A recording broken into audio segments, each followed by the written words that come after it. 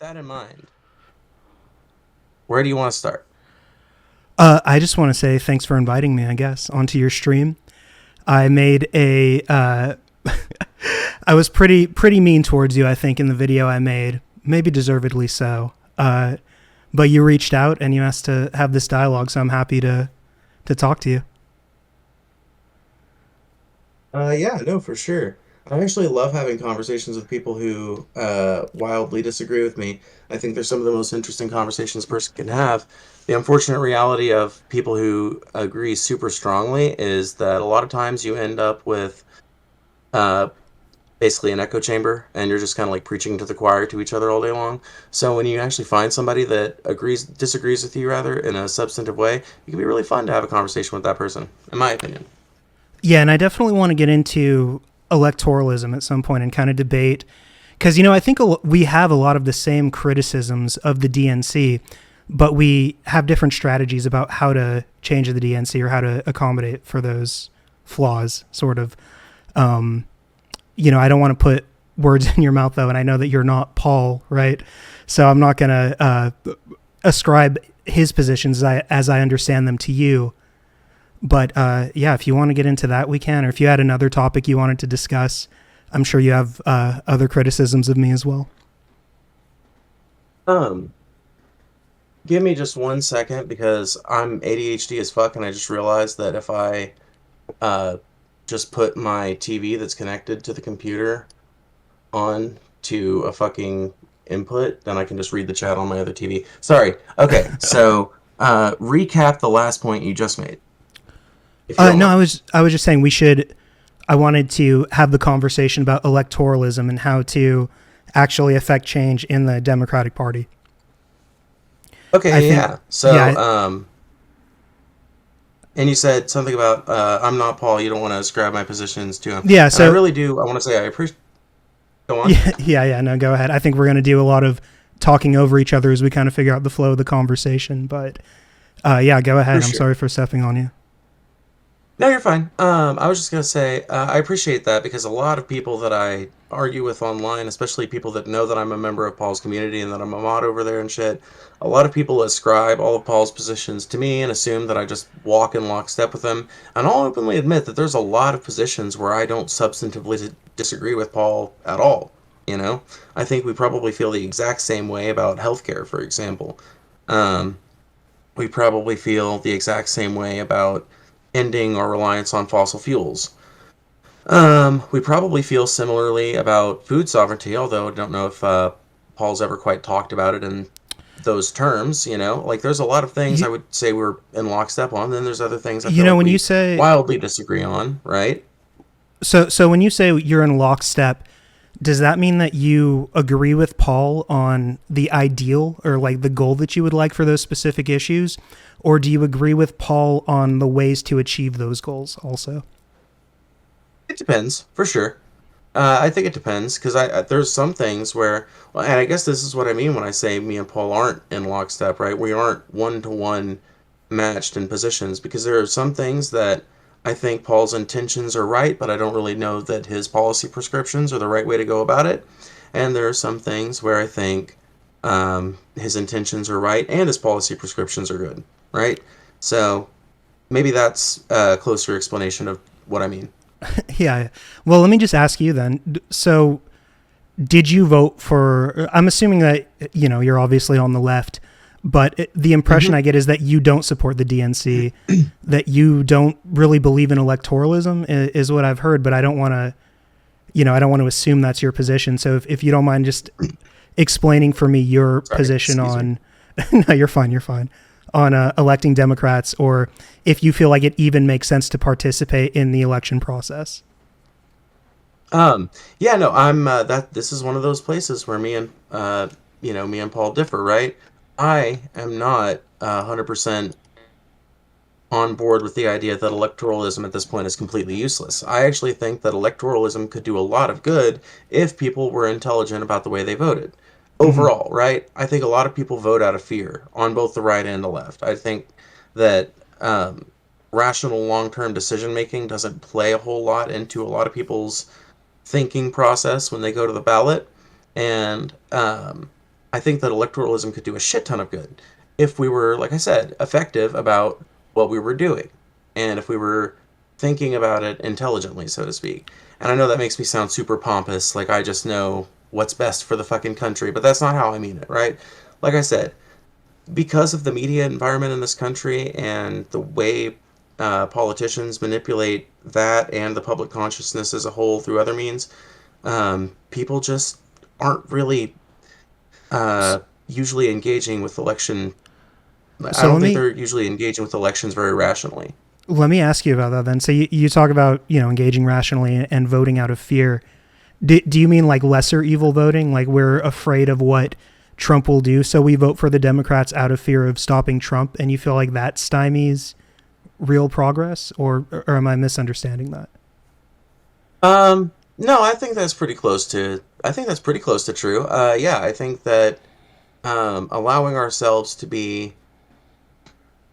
I think allowing ourselves to be led to believe that a Trump presidency means the end of America or the end of democracy or anything to that level, and being made to vote for the DNC out of that fear, basically, I think that that's probably a pretty negative thing on the whole.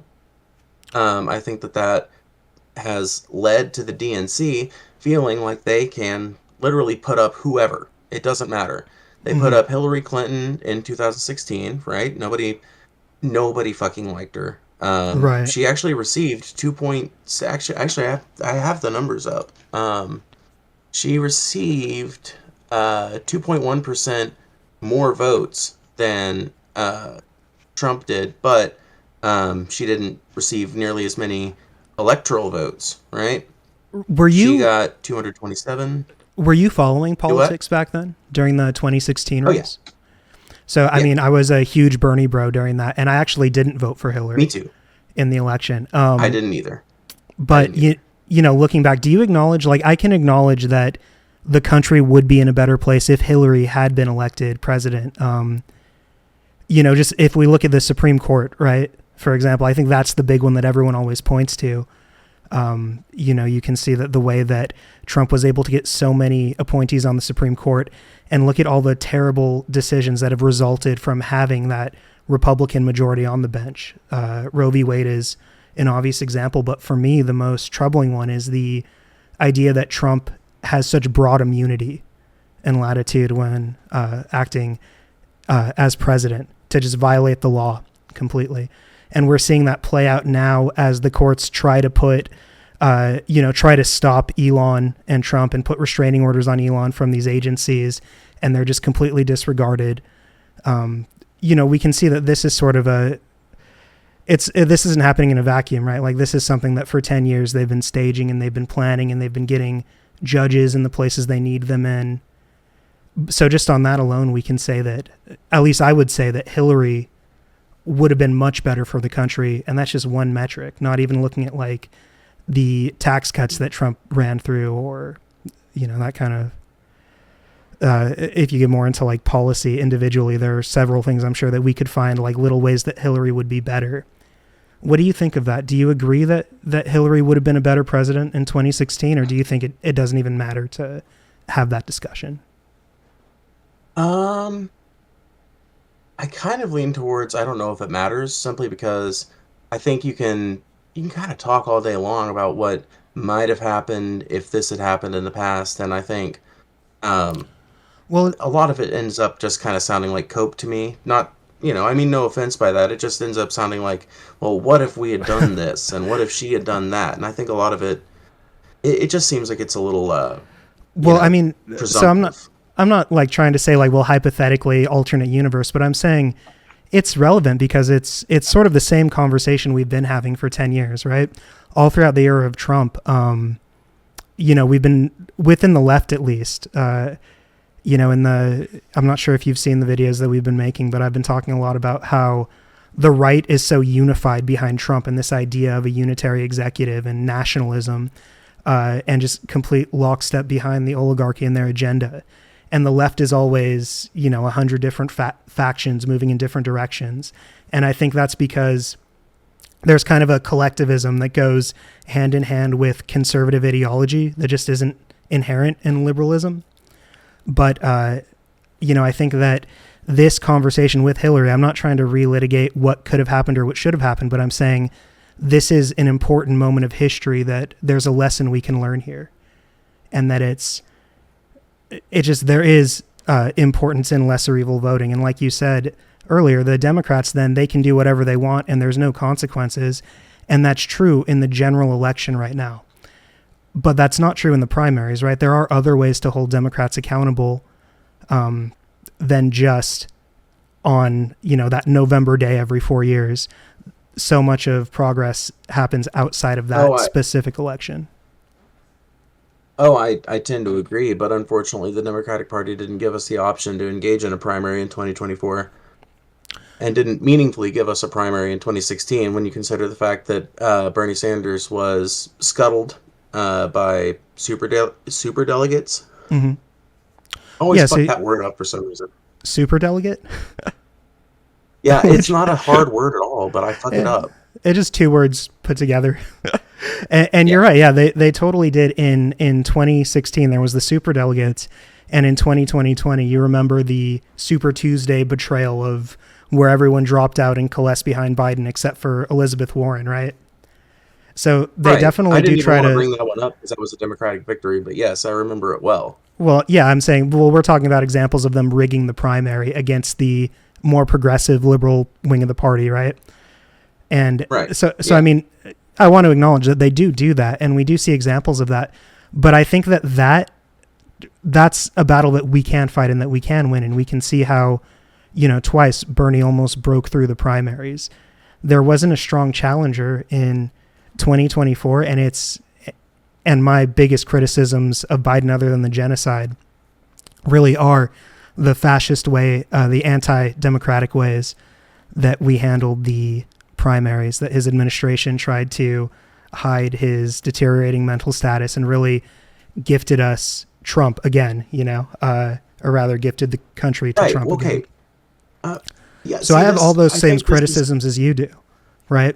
But I don't think that means we still could make changes within the Democratic primary, and there still have been examples of us doing that, of us moving the party more towards us through electoralism, and not just in the presidential, not just in the presidential race either. But if you can look at the way that we make gains in Congress, right? Like even Justice Democrats with those 10 Congress people that we got in there.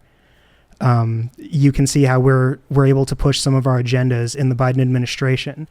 There's a confluence of having, the corporate Democrats, they allow still a way to work within them to shift them towards what we want when we're willing to work within their apparatus. But when we abandon them and when we show them that we're not a reliable voting bloc, they're going to just go more towards the center and become more and more Republican light. Withholding our vote has the opposite effect than bringing them to us. I mean, at this point, they're not even.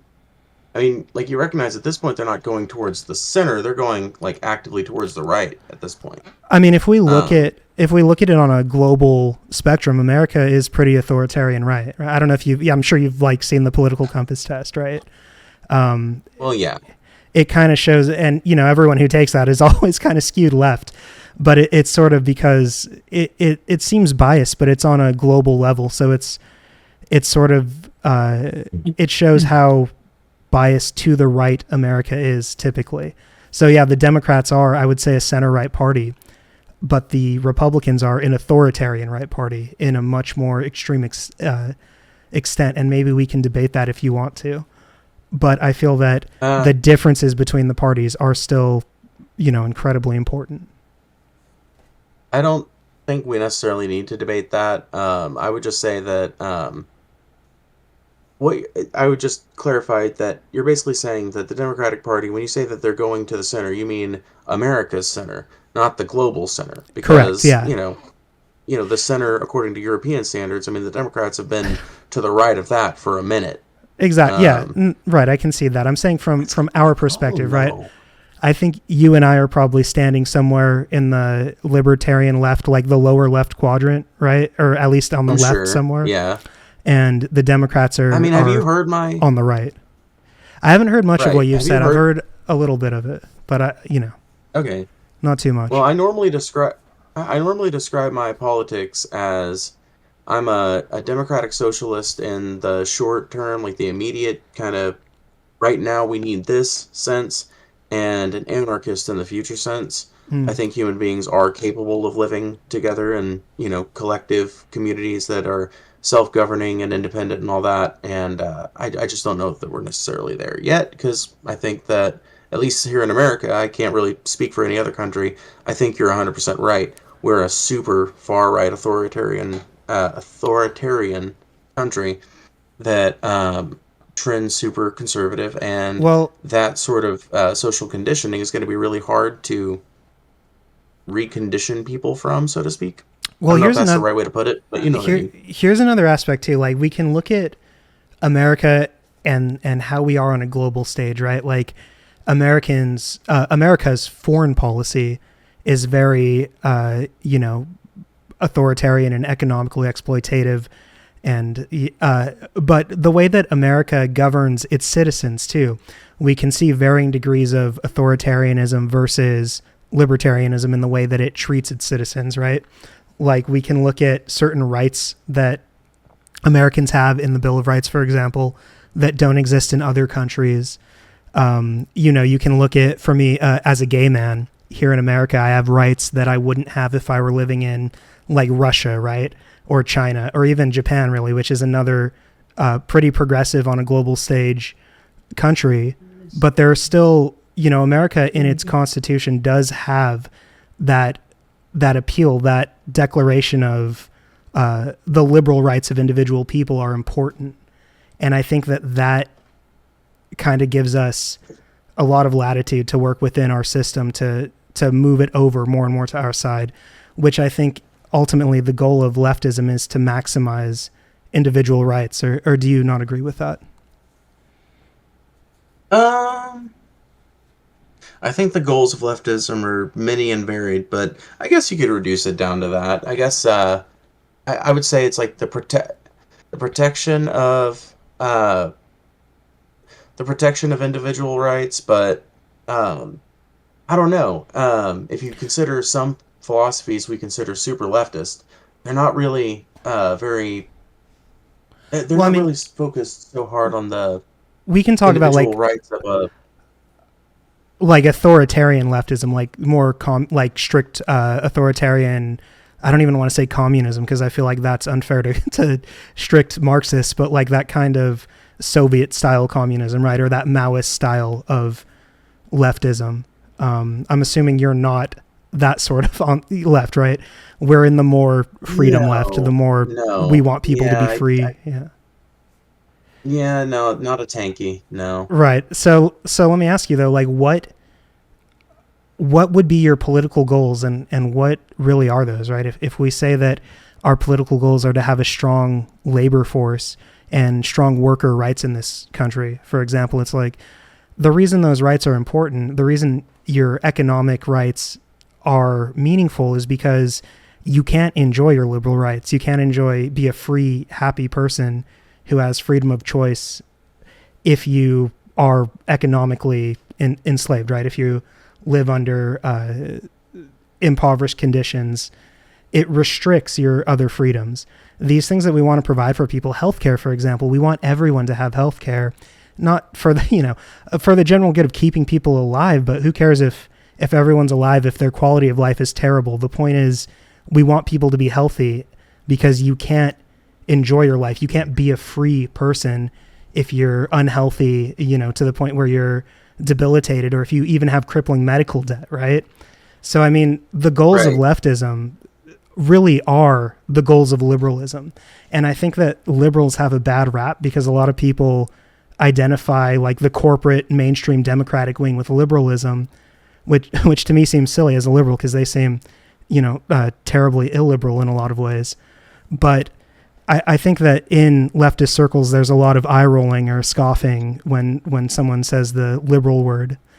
But I really want there to be solidarity on the left with us all recognizing that the whole point is liberal values, and that we need to take that moniker back, because that label is what unites all these different factions. It's what unites even the anarcho-syndicalists, even liberals like me, even like the more corporate dem liberals. I'm sure even the Pauls of the world can appreciate that and recognize that.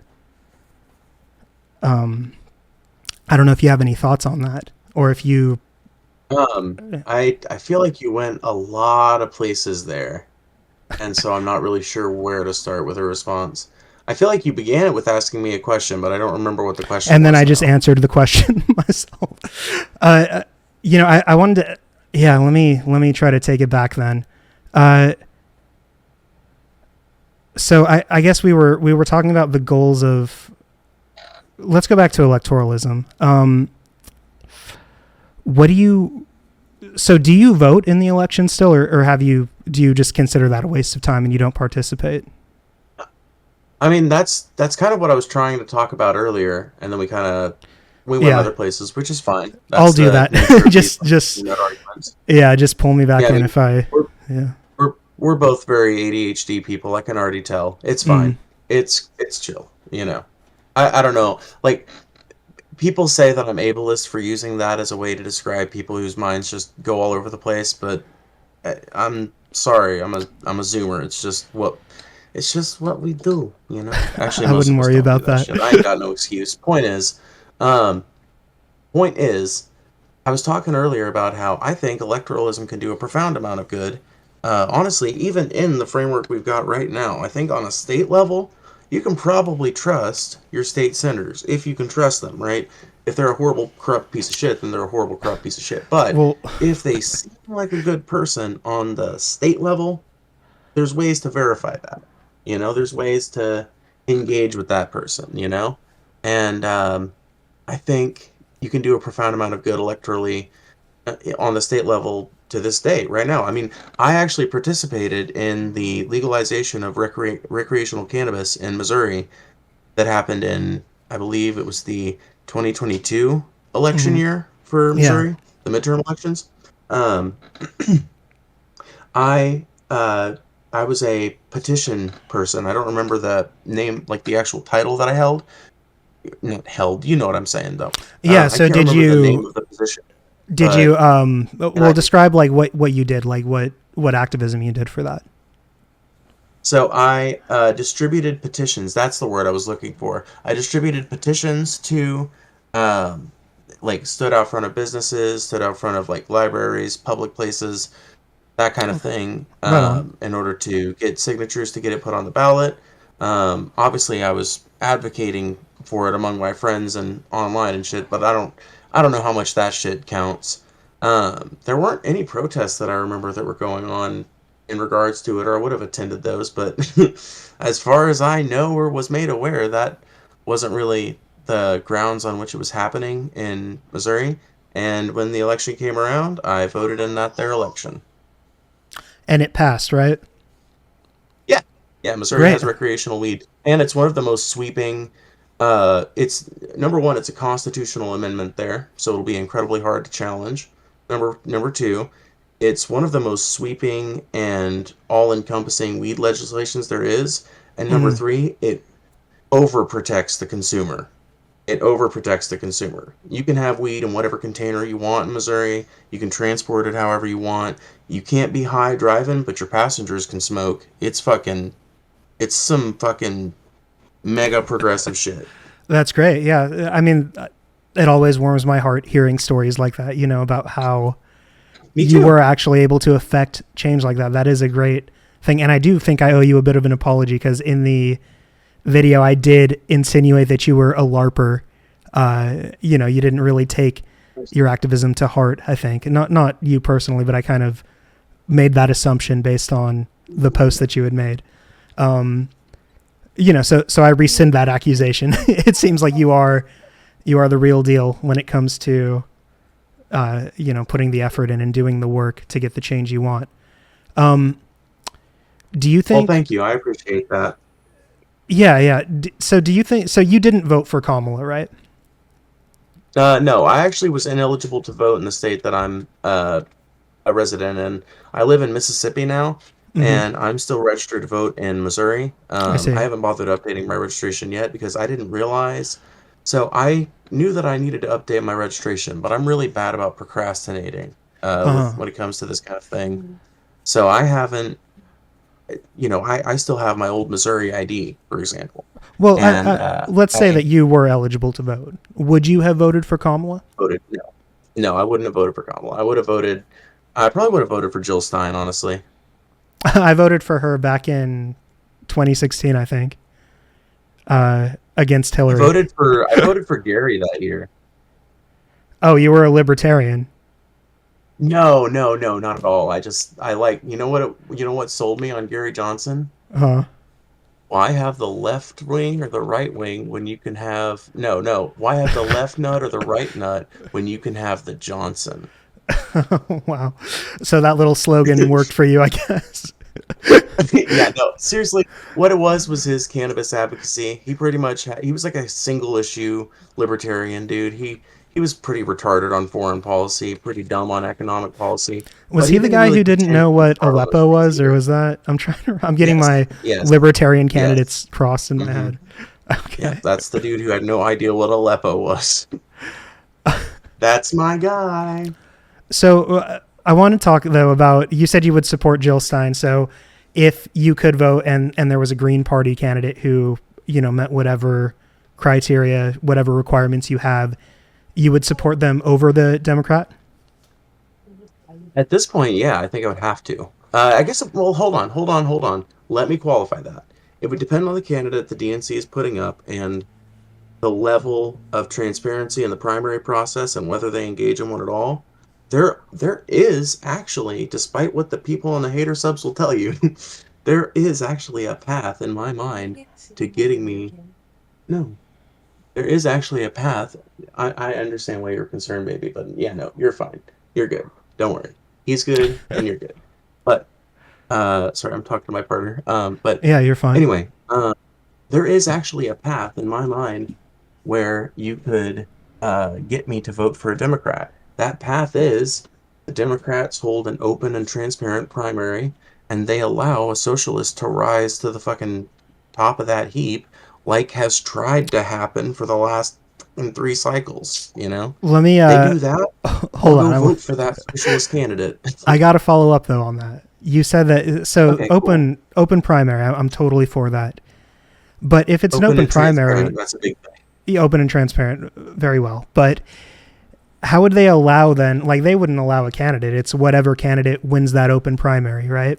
So if the socialists were the candidate that rose to Well, the that's why it's top, got to be open and transparent. right? But I'm saying that. So, but those two things aren't the same, right? Like it's possible to have an open and transparent primary process, and someone you didn't want to win still wins, right? And even if that person, Right. so like let's say there was an open primary and it wasn't someone who was a socialist or who met that criteria, but what about someone like Bernie or Walls? If would you at that point say, well, I have differences with this person. I don't believe in democratic capitalism or whatever the same way they do, but I can see that they're a more authentic, more trustworthy person than the usual typical politician, and that if they were president, that would move the paradigm a lot closer to where I want it, even if it's still far away from what I want. At that point, would you be doing the utilitarian calculus, quote unquote, in your head of that's kind of what I'm trying to figure out is I feel like when That I talk Vosh to, episode got to you a lot, didn't it? it's just a I'm just meme. I've kidding. seen Paul say it so I many know. times, like I watching his know. clips now. Like it's, Right. Right. No, I understand. I couldn't help it. no, you're fine. Don't worry. It has me too. Well, I mean, I figured it would. That's why I said it. But I feel like whenever I have this conversation with someone, it's always like, well, if the candidate was more like you would. And then we're just trying to find the line of where we draw, that red line of purity testing, right? Like, and I guess that really the whole point of the argument I'm trying to make is that that's not a good criteria for determining who gets your vote, at least not in the general election. I don't think. But why not, though? Why not, though? Because I think that,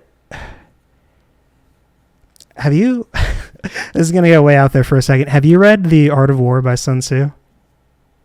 No, actually. Okay, so he talks about Terribly how, unread for an American adult that actually does read. I don't worry about it. It's all good. I recommend it. It's you can get it on Audible too. It's only like an hour long. It's definitely worth it. But Okay. he's All describing like the different factors that go into determining whether someone is successful in battle, right? And that's kind of where the saying, like, if you know yourself and know the enemy, you're going to win. If you know yourself but not the enemy, you're going to win a battle for every battle you lose. And if you don't know either, you're going to lose all the time. And I feel like one of those factors in that book is talking about the landscape of the battle, where the battle is fought, and the rules by which the battle operates, right? And I think that voting, especially right now in the situation we're in with the political climate in this country, is a battle right now. You and I, whether we acknowledge it or not, are embattled against, I don't want to say the government, quote unquote, but various aspects within the government. We're embattled against capitalism. You can say that without violating YouTube TOS. Yeah, I mean, maybe to a certain extent, for sure. Like, I'm not a... Yeah, to a certain extent. Oh, no. That's the war, my friend. So you're just completely anti-capitalist. You don't feel like if there were certain safeguards, certain socialist policies that were put in place to account for the cruelty that happens in the capitalist system, that to you wouldn't be worth voting for, worth trying to accomplish. So do you remember what I said earlier about how? Do you remember what I said earlier about how I'm a democratic socialist in the near to immediate future, mm-hmm. and an anarchist in the long term? Yeah. What I would say is that, I think those things are worth voting for 100%. I advocate for lots of them all the time. Universal healthcare is, it's something that a utopia would have, like a perfect leftist utopia would. It's something that it would have, but it's also something that a capitalist society could have and benefits mm-hmm. from if you look at other countries that have it, right? So exactly. I would 100% vote for those things. My problem is, right, the DNC has gone back on its position on universal health care. For a while in 2020, it seemed like that was going to be the new party position. They've gone back on that. They've gone to the right on immigration in a really disgusting way. And hold on, though. Let's go back to healthcare for just. Let's go back to healthcare though for just a second, okay? Right. You and I agree. Sure. I'm not trying to take it everywhere. But I'm just using examples. Hey, I do the same thing, but you're, there's something substantive here that I want to kind of explore a little bit. So you and I think we both agree that we want everyone to have full maximum access to the best healthcare possible.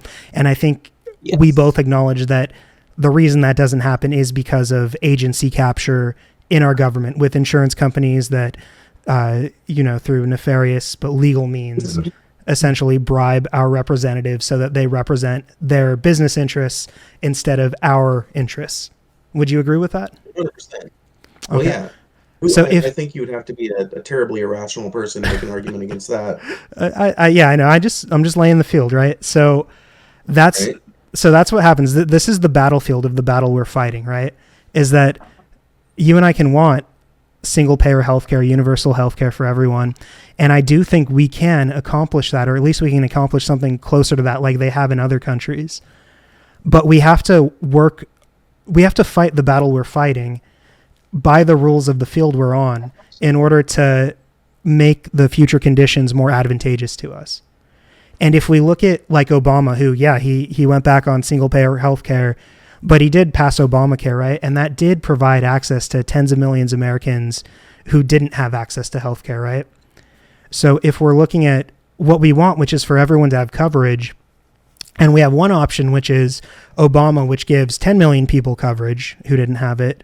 And we have another option, which is Trump, who, I don't know if you've looked at the numbers, but last time he was president, like almost 3 million people lost health insurance under him. And then you look at Biden again, when Biden was president, like the number of Obamacare people went up another 10 million people, from like 8% to 11% of the population was under it. So I mean, do you acknowledge that voting for Democrats like Biden, like Obama, even though they do have flaws and they are agency captured by health insurance companies, they are moving the paradigm closer to what we want, and they are moving it closer to our goal, which is to have everyone covered because we're able to get so many more millions of people coverage under them? I mean, I would if Trump hadn't been able to get 3 million people uninsured through the tenure of his presidency. I mean, if Trump is able to take a giant chunk out of that progress Mm-hmm. and Well, destroy it that easily, just wait then until this time around. He's going to do a lot worse. It seems like, I if mean, Project. I know you haven't. Yeah, go ahead. I was just gonna say, like, I know you haven't heard a lot of my advocacy, but I'm not. Once again, despite what people will tell you, I'm not a Trump supporter. I think Trump's one of the like I don't think you worst are. fucking presidents we've ever had, probably. Yeah, yeah, Like, I just don't. I'm just pissed off at the DNC because they put up fucking butt yeah. hash for I'm an opposition. I'm pissed off at them too. Definitely. I mean, look, if I had my way, Joe Biden would not be a free man, right? He's a genocidal war criminal. Thank He you. shouldn't be. Well, at least we But can agree there. hey, but he's a better president than Trump, right? Like that's the other Was thing. he Like though? oh Like, yeah, it's not even what do close. we So know? look, we can talk about the millions of people who had healthcare. So I don't want to even do that because I feel like I'm dismissing the point you're making. So the point you were making was that the gains under Democrats don't really matter because when a Republican is in there, they undo them, right? Well, I'm saying some of those games. It's like Democrats used to be able to. It seems like Democrats used to be able to make changes that lasted, Yeah, and it like doesn't seem FDR, like the last few right? administrations. Right, right. FDR is a perfect example. Thank you. Yes, FDR changed the way America works forever and always. I mean, some of that has been eroded now. A lot of it's been eroded now, but the shit that happened under FDR permanently changed what America was like for a working person, what America was like for a woman or a person with a family or Yeah. any like it changed the way the fucking world worked effectively because it changed the way America worked completely. And yeah, I think he's a great example. My thing is, why have Democrats never no, I mean, it's not like they've never been able to capture that success since then. I would point at a number of different Democratic Right. presidencies, and Yeah. like Clinton was able to get long-lasting change implemented. Fucking, Well, uh, Clinton I'm was pretty kind of a sure. mixed bag in my opinion, but yeah, he Well, wasn't yeah, for obviously. sure. Well, that's the thing. Presidents used to be mixed bags. Well, That's well, another look, fucking don't you point. think We you don't don't have to go think down that that Biden? rabbit Hold hole, on, now forget like Biden and Clinton as individuals, right? But you don't think that right? Biden's administration was better for our, I'm going to call us. I'm just going to group us in as like liberal, progressive, lefty kind of wing. I don't know Yeah, if that's fine. uh, you don't think that Biden was a better president for us and our agenda and accomplishing our goals than Clinton was? Look at like I don't union know. I enrollment. would really have to weigh that out. I'm honestly, and maybe it sounds like a cop out. I would have to weigh that out. I would have to like look at what got passed during their presidency. I know that the crime bill was passed during Clinton's presidency, and the crime bill is pretty fucking reprehensible. So nothing Have quite you like looked that up? happened under the Joe Biden presidency. So Are you informed about Glass-Steagall under Clinton? Glass Steagall. No, actually, Look, but so I don't I want can pull it to up. We I don't can want to read get up too into it a quick little because article it's about not it. my. I haven't looked into it recently, but it, How in do you spell it? understanding like a lot of the deregulation that has happened since Clinton, and especially the housing market crash, you should check out Glass-Steagall. Just if you ever get a chance, I don't know if you if you ever like just spend time lost on Wikipedia or whatever, but I you can do. find out. I Yeah, do. you can find out a lot about how Clinton really set us up for Bush and for a lot of what's happened since with Obama. A lot of the disappointment that we had with Obama, with him being so ineffectual, and so much of the same, was laid under Clinton's presidency. But going back to Biden, though, I think that Biden, look, for healthcare, he was better than Clinton. For labor, he was better than Clinton. Look at union enrollment. He was the only president in, like, I think in our lifetimes who, I was born under Clinton, in our lifetimes, who actually left office with higher union enrollment than he went into office with. you can look at the NLRB rulings under him, and then you can contrast this with the Republican administration. And I'm not even saying Trump, but just any standard Republican, right? Because right now we're looking at the parties, the DNC versus the RNC, and those things, those millions of people get healthcare. Those matter. It matters to me that transgender people are allowed to serve in the military, right? Under Biden, and that Trump, the first thing he did when he was in office, he took that right out of there. That matters to me. It's funny that you. Yeah, go ahead. I'm sorry. I was just gonna say it's funny that you bring that up because up until Trump got elected to the presidency, I was actually in the process of like losing weight and shit in order to join the U.S. Navy. So. Oh, you're gonna join the war machine then. Well, I was going to for the socialism, for the socialism and the good paycheck. Hell yeah, I have a son. I have to do something for him. But my point is, I changed those plans when I realized Trump won the like when I watched the election results and watched Trump win. I was like, well, that plan's out the window. And you're a citizen of this country. You deserve equal rights, right? Just like I can join them, just like anyone could join the military. You deserve that right to do if you want to. I agree. Although I don't know if it's necessarily the greatest like issue to bring up. I mean, personally, it's not that convincing to me as a trans person. Okay, so I don't really believe in marriage personally, right? I don't care. I don't think I'm. I think the institution of marriage is kind of silly. It seems like. Trying to have a government contract for something that really the government has no business being a part of. But, it's still very important to me that, I have the right to get married, that gay people have the right to get married in the country, that we have equality. That's important. I pay taxes. Okay, if there's saying. Do you see so it's not so much that I don't care personally that I have a right to get married, probably. Who knows? But right now, it's not something that matters to me. But it would matter to me if I had authoritarians using the violence of government to prevent me from acting and behaving in a way with a right that everybody else has. Do you see? And so these, I'm sure you've heard that, first they came for the Jews and I didn't speak out because I wasn't a Jew. And then they came for, this minority and I didn't speak out because I wasn't one of them. And then when they came for me, there was no one left to come for me. These matter. These little battles, they all matter. They're all very important. It's very important that transgender people have a right to serve in the military, have equal rights that everyone has. And it's very important that gay people have the right to get married, the right to adopt, whatever it may be. These are worth fighting for, and these differences are important. It really is for, and like you were saying, people join the military for economic reasons, and I was planning on doing it. Right, exactly. It provides access to you that now you don't have, that you would have had if Kamala was president. Would you acknowledge that? Repeat the point again, just to make sure. So if Kamala had been elected, you would still have the right to serve in the military. Yeah, I see no reason why she would have attacked that. But once again, why would she rescind Biden's executive order that allowed that? Right? Well, no, I just said she wouldn't. Said she wouldn't. No, I'm agree. Yeah, I know. Oh, okay. I misunderstood your tone of voice.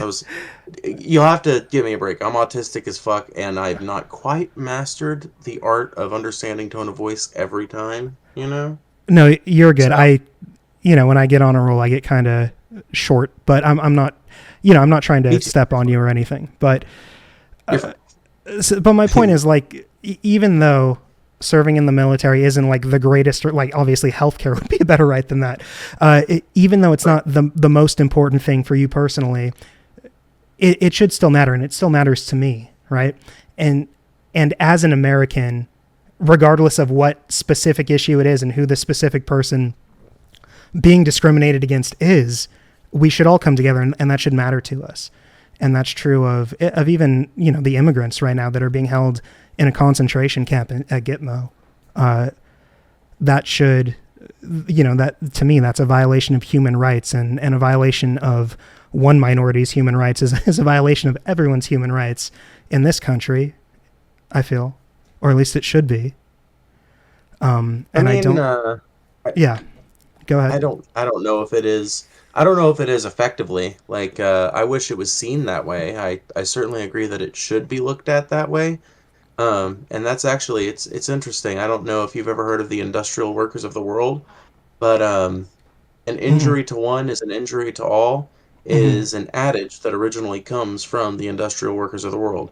Yeah. And as a proud wobbly, I'm glad to see that that rhetoric is popping up in other places. Okay. Well, I'm not specifically familiar with that organization, but yeah, I think it's a universal ethic for the people, right? Us, the non-ruling class of the world. I feel like we understand Yeah, this it's a is a very lesson that's humanist had to be ideal. learned across all societies throughout history, that our strength, the way that we fight against tyranny, is through this solidarity. I Um, agree.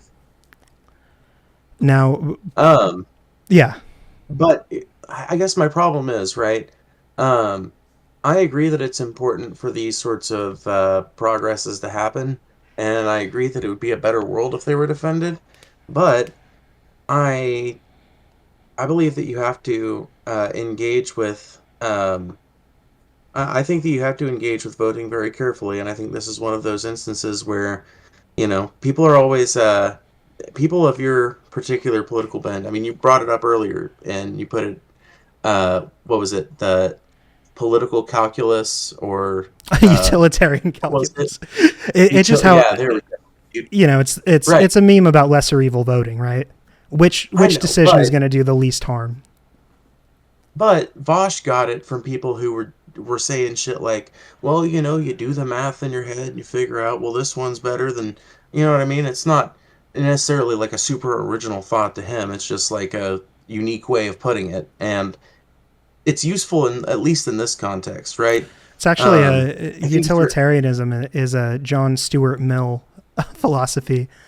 Well, Uh, yeah, no, I'm not yeah, talking about utilitarianism. I'm talking about that specific phrase being used to right, right. describe like modern political decision making by liberal and leftist voters. But my thing is, if you're actually going to do that calculus, in my opinion, you have to consider the long term effects that voting has. And there's a Yeah, point that I've wanted to make all night, and I would love to make it now if you're down. go for it. I think that when people vote for the DNC, when people on the left, mind you, when people Hmm. on the left that believe in things like universal health care, that are anti war, that are pro drug legalization and regulation, that are actual leftists, right? When they vote for the DNC, despite their shift to the right over the course of the last 30 years, I look at that as them condoning that change. And I think the DNC looks at it the same way. I think that's why the DNC feels so comfortable shifting right. I think it's an attempt for them. I think you're partially right about them trying to shift right to get more voters from the right. Obviously, they're trying to get more voters from the right. But the reason they're trying to get more voters from the right is because they feel, in my opinion, like they've got everybody they're going to get on the left hooked. And they've got a shit ton of American leftists and liberals hooked. And I think they don't consider them as a voting base anymore. And I think the fact that they don't consider them as a voting base anymore is why they lost in 2024. Because I think the left overall, not maybe not overall, but I think the left specifically, people that are farther to the left than maybe your average liberal, your average repetitive Democrat voter, Hmm. people looked at the course of the Joe Biden presidency and said, this is not good enough. Right. And I think that the margins that Trump won by, which I have pulled up on 270 to win. I think it's only I like think the a margins million that and a Trump half won people, by. right? Um, yeah, I mean, I can look at it. Let's see. Do, do, do, Well, do. before you get into that, there are like three distinct things I heard in there that I kind of want to respond to, if that's cool. For sure, for sure. But if you still have, if you weren't finished making your point, you can, and I'll take it all. Well, I guess my point was just, like to summarize it. I feel like we've been fucking ourselves over in terms of getting the Democrats to shift left and getting them to do leftist shit by voting for them, despite their shift to the right, despite their not just their policy shift to the right, but the shift of their rhetoric to the right. I mean, do not come. What kind of Democratic president's candidate says that? What kind of fucking Well, presidential candidate sits around and makes excuses for years and years about a genocide? It just seems so unlike the Democratic Party that I considered voting for in 2016 or the Democratic Party that I did vote for in 2020. And even then, I felt burned because Biden pretty much immediately went back on a shit ton of his campaign promises. So, I don't uh, know. I uh, would love to see how you would respond to that, but okay, so the we can go first, on from there. let's do it point by point. So the first point is that Okay. voting for DNC, doing the lesser evil vote, makes things worse over time. Like it encourages the DNC to be more like Republicans over time because they know they can count on you and that they're going to get, by participating in that system, you're making things worse. Do I understand that part of it Well, correctly? I think, yeah, well, kind of, basically, but I would Uh just say the Republicans are usually the ones making things actively worse. It's huh. usually just the Democrats not doing enough to shore things up, which, Right. in my opinion, like, it's that old adage, evil prospers when good men do nothing, you know? But you're saying that Um, voting to keep the DNC in power perpetuates that and makes it worse, correct? yes, 100%. Okay. So that's point one that I'm going to address. And then point two is Okay. that it encourages the DNC to move to the right because they're going to keep courting people, and that when we do that, we're actually hurting our causes, and we're sort of losing ground. So there's that aspect of it. And then there's the final point that you were making about how most people saw Joe Biden and said it wasn't good enough. And so I want to take like each of these points. So the first one, so it depends, right? Because if we're looking at healthcare, we have made gains in that, and it has gotten better incrementally over time. If we look at labor with Biden, it has gotten better over time. Even if we look at the economy, if we look at the way that Biden handled the recovery from COVID, and I know it seems like crazy to think about because things are such a mess right now. But if you look at other nations around the world, and see how like America did recovering from COVID versus like our, the allies that you would compare us to in Europe and other parts of the world, we actually did a pretty good job overall. Man, I can pull the statistics because I do have them somewhere in one of the videos. I use it, but I think that a lot Which of the statistics? I might have them up. about the COVID recovery. So Biden's recovery from COVID versus our other allies. I can hunt it down if we need to, but I'm just saying, like, so if we look at that, Biden really wasn't that bad, and he was better. Do you think that Biden was better or worse than Obama? Let me ask you that. I think he was better or worse than Obama. Yeah, do you think that Biden was an Um, improvement over Obama? Like, and I'm not saying individually. Obviously, Obama is a much more competent politician, but I'm saying like their administrations, like which one did more good versus ill? Honestly, probably Obama. Why do you Um, say that? yeah, well, the Affordable Care Act isn't perfect, but you made the point earlier that that it expanded coverage to I don't know the specific numbers, but I know it's a massive amount of people. I'm a person who was personally affected by the Affordable Care Act, so I've got Yeah, very little ill to say about it other than that I think it's so fucked up that the Democratic Party and I'm sure the Republicans had their hand in it too, but I think it's so fucked up that it was allowed to happen that public option got stripped from it. I think that that's fucked up, yeah, and I think the Affordable Care Act would be a lot.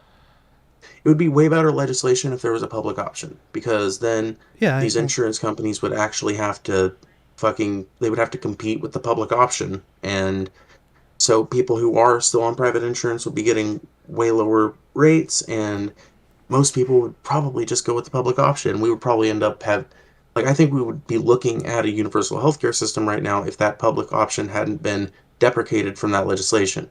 But that being said, my mother was never able to get insurance before, or outside of her coverage that was included with, when she got pregnant, she got Medicaid for a while on the back of that. But as an adult, or not as an adult, but you know what I mean. After Mm-hmm. I aged out of that system and everything, she was not able to get health coverage as a self-employed person that wasn't covered by Medicaid until the passage of I the think, Affordable Care Act. yeah. Oh, okay. So, Yeah. So that's I think something in it your could have life gone that, farther, but it was good. And I okay. think that I don't know if there's anything that Biden did that was as sweeping as that. Well, I mean, he expanded it, right? So, I mean, he built on that. But also with Did he? healthcare, I mean, yeah, he did. So, I yeah, genuinely I don't was know. saying, what? I said, did he? I genuinely don't know. He did. No, I was saying before, like, he expanded coverage from like 8% to 11%. It was like 10 million more people or something under him. And that was That's all, not. I mean, well, that's good, but that. This is what I mean it's by it's not historically enough. good, actually. It is. That's what I'm saying. Like, I want it to be I feel like everyone, historically good right? would be like 8% to 98%. Well, I mean, that would be historically good, but why it's historically good is because it's for, it's better than what has happened before in terms of providing access. That's why it's historically good. It's not historically Yeah, good but part of my because argument is that what's been happening so far is pretty shitty. well, no, your argument is that voting for lesser evil Democrats makes things shittier and shittier. And my argument is that it does that sometimes, but sometimes it makes things better and better. And even if those gains are smaller, they Yeah, but seem how do you small know at the which one you're time. gonna get? I mean, look, like, would you not say you were saying that your mom was covered by the ACA? She didn't have healthcare before that? No. How big of an Okay, impact? so let me clarify. She had Medicaid when she got pregnant with me, and Hmm. after that, but before that, when she was just a self-employed adult or just an employed adult, she didn't have healthcare insurance, like any kind, because her Hmm. employers never offered it, and she was never able to afford it as a self-employed person with pre-existing conditions. So that wasn't through the ACA program though that she was able to get that.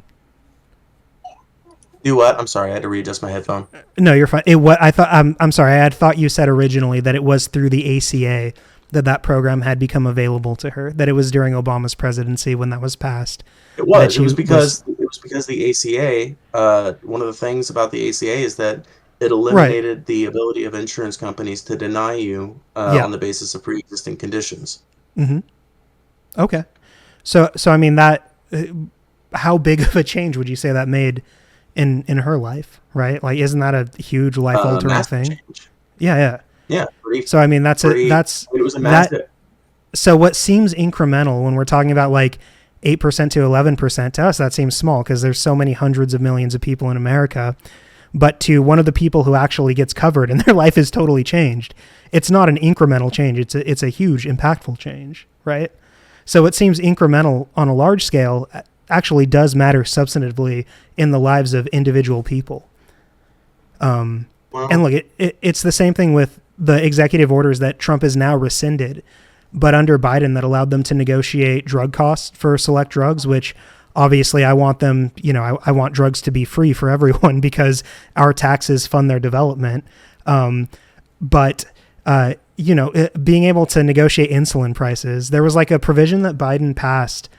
Oh man, I think it was during all the COVID relief. He passed like dozens of executive orders that made it so like states individually could start manufacturing certain drugs that had patents. Like I know here in California, they had a program where they now make like state insulin for people who are diabetic. That's way cheaper than getting it covered, however they previously had to do it.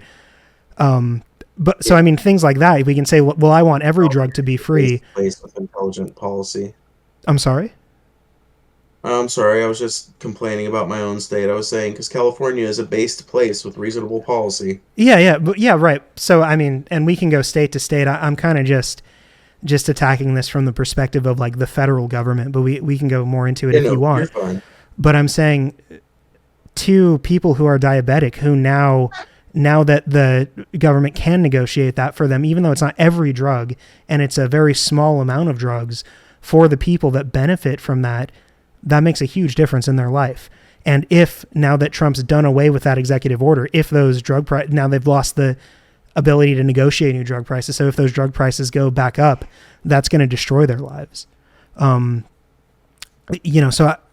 it's that kind of stuff. Like these incremental changes that happen slowly, and it always seems like progress happens so slowly and anti-progress happens so quickly. But the progress that does happen slowly is building towards something greater.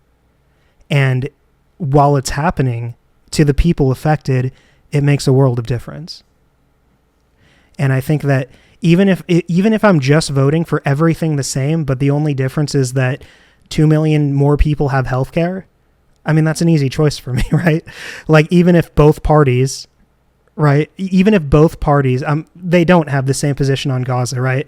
Trump's position is far worse on Gaza, but even if they have the same position on Gaza, just based on the, 2 million people who would get healthcare, I mean, that to me is an easy choice. I mean, I don't know. I feel like the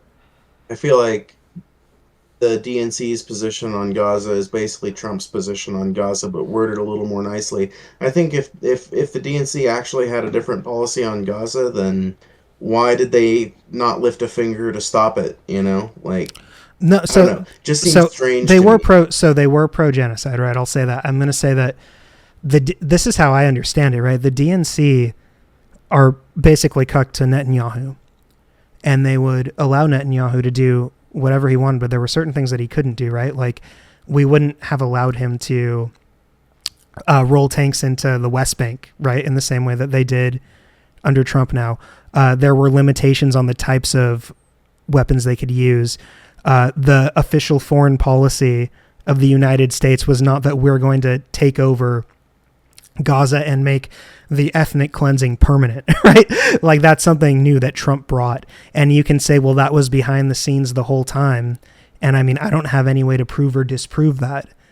But you have to admit that the outward policies between Trump and Biden were different with Gaza.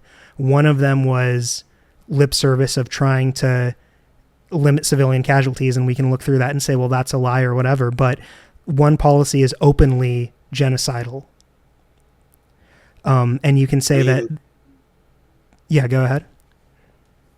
Well, I was just going to say, like, you brought up earlier about how, to those 2 million people who get healthcare that wouldn't have gotten it otherwise, that difference is massive, right? Mm-hmm. How massive is the difference between Trump and Joe Biden for a dead Palestinian child? Does the child live in Gaza or the West Bank? Does it matter? Yeah, it does. If we're saying the difference is Why? between Biden and Trump, because Trump will allow them to annex the West Bank and continue the ethnic cleansing into the West Bank. And that was not something that Biden had allowed. Actually, we were sanctioning some of the illegal settlers in the West Bank. So, I mean, I'm just saying, like there are differences, right? But even let's pretend like it didn't matter, right? And that for them it was the same, okay? And in fact, let's say that their foreign policy was identical. Let's forget about any differences with them. That's not something that we had control over, right? No matter who I voted for, the genocide in Gaza was going to happen. It doesn't matter if Biden wins. It doesn't matter if Trump wins. It doesn't matter if I voted for Stein or didn't vote at all. No matter what I did, I could not affect that. But I could affect the people having health care. That's something I can make a difference in. And so I'm not going to look at a decision and say, like, well, I wish this decision would let me affect the world in this way, but it doesn't. So I'm just not going to affect it in the way that I could, right?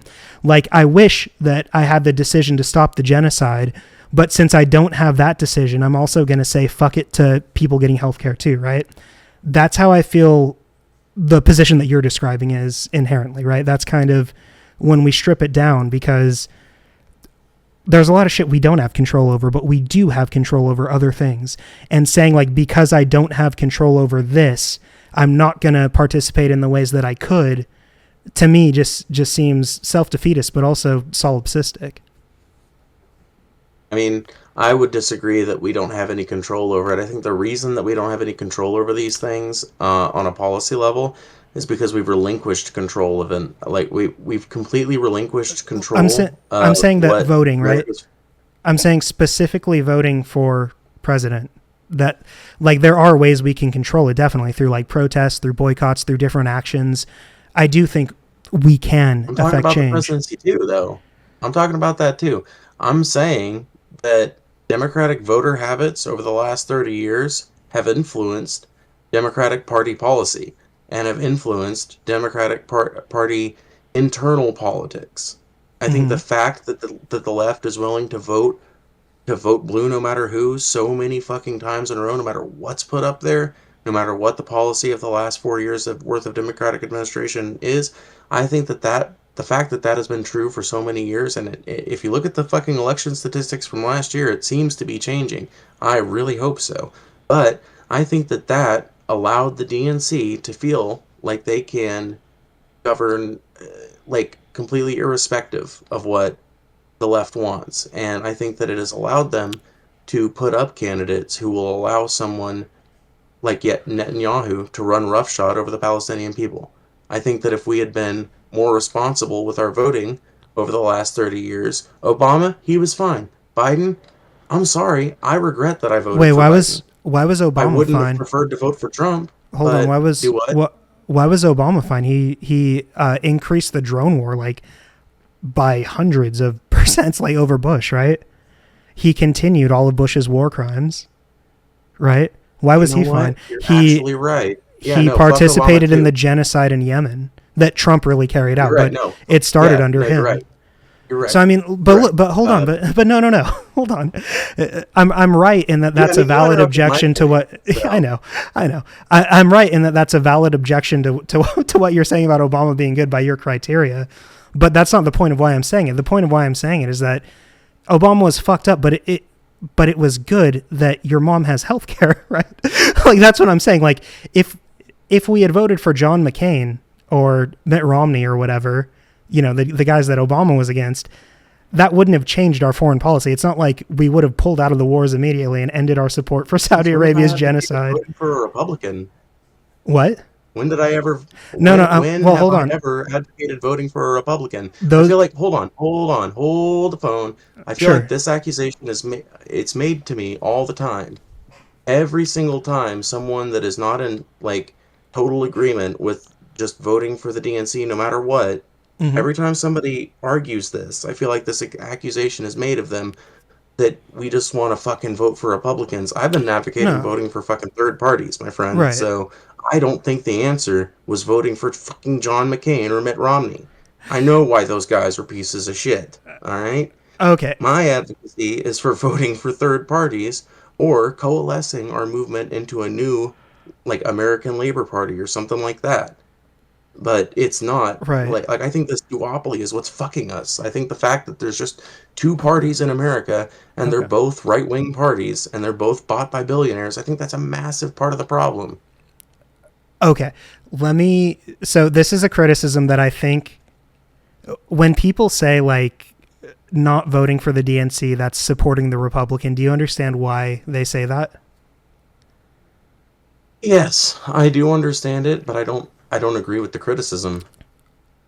But I mean, it's not even. It's not like a moral criticism it's like a logical mathematical criticism, right?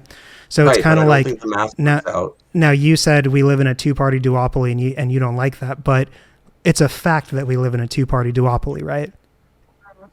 It's a fact that we live in a two-party duopoly largely because, and I'm sorry, largely because people with your mindset utterly refuse to support a third party unless they're perfect, but are willing to support the Democratic Party no matter how fucked up the politician is. That's simply just pragmatism, right? Because a third party wouldn't win, but the Democrats could win. And if you But vote the for a third party party, could win. hold on, hold on.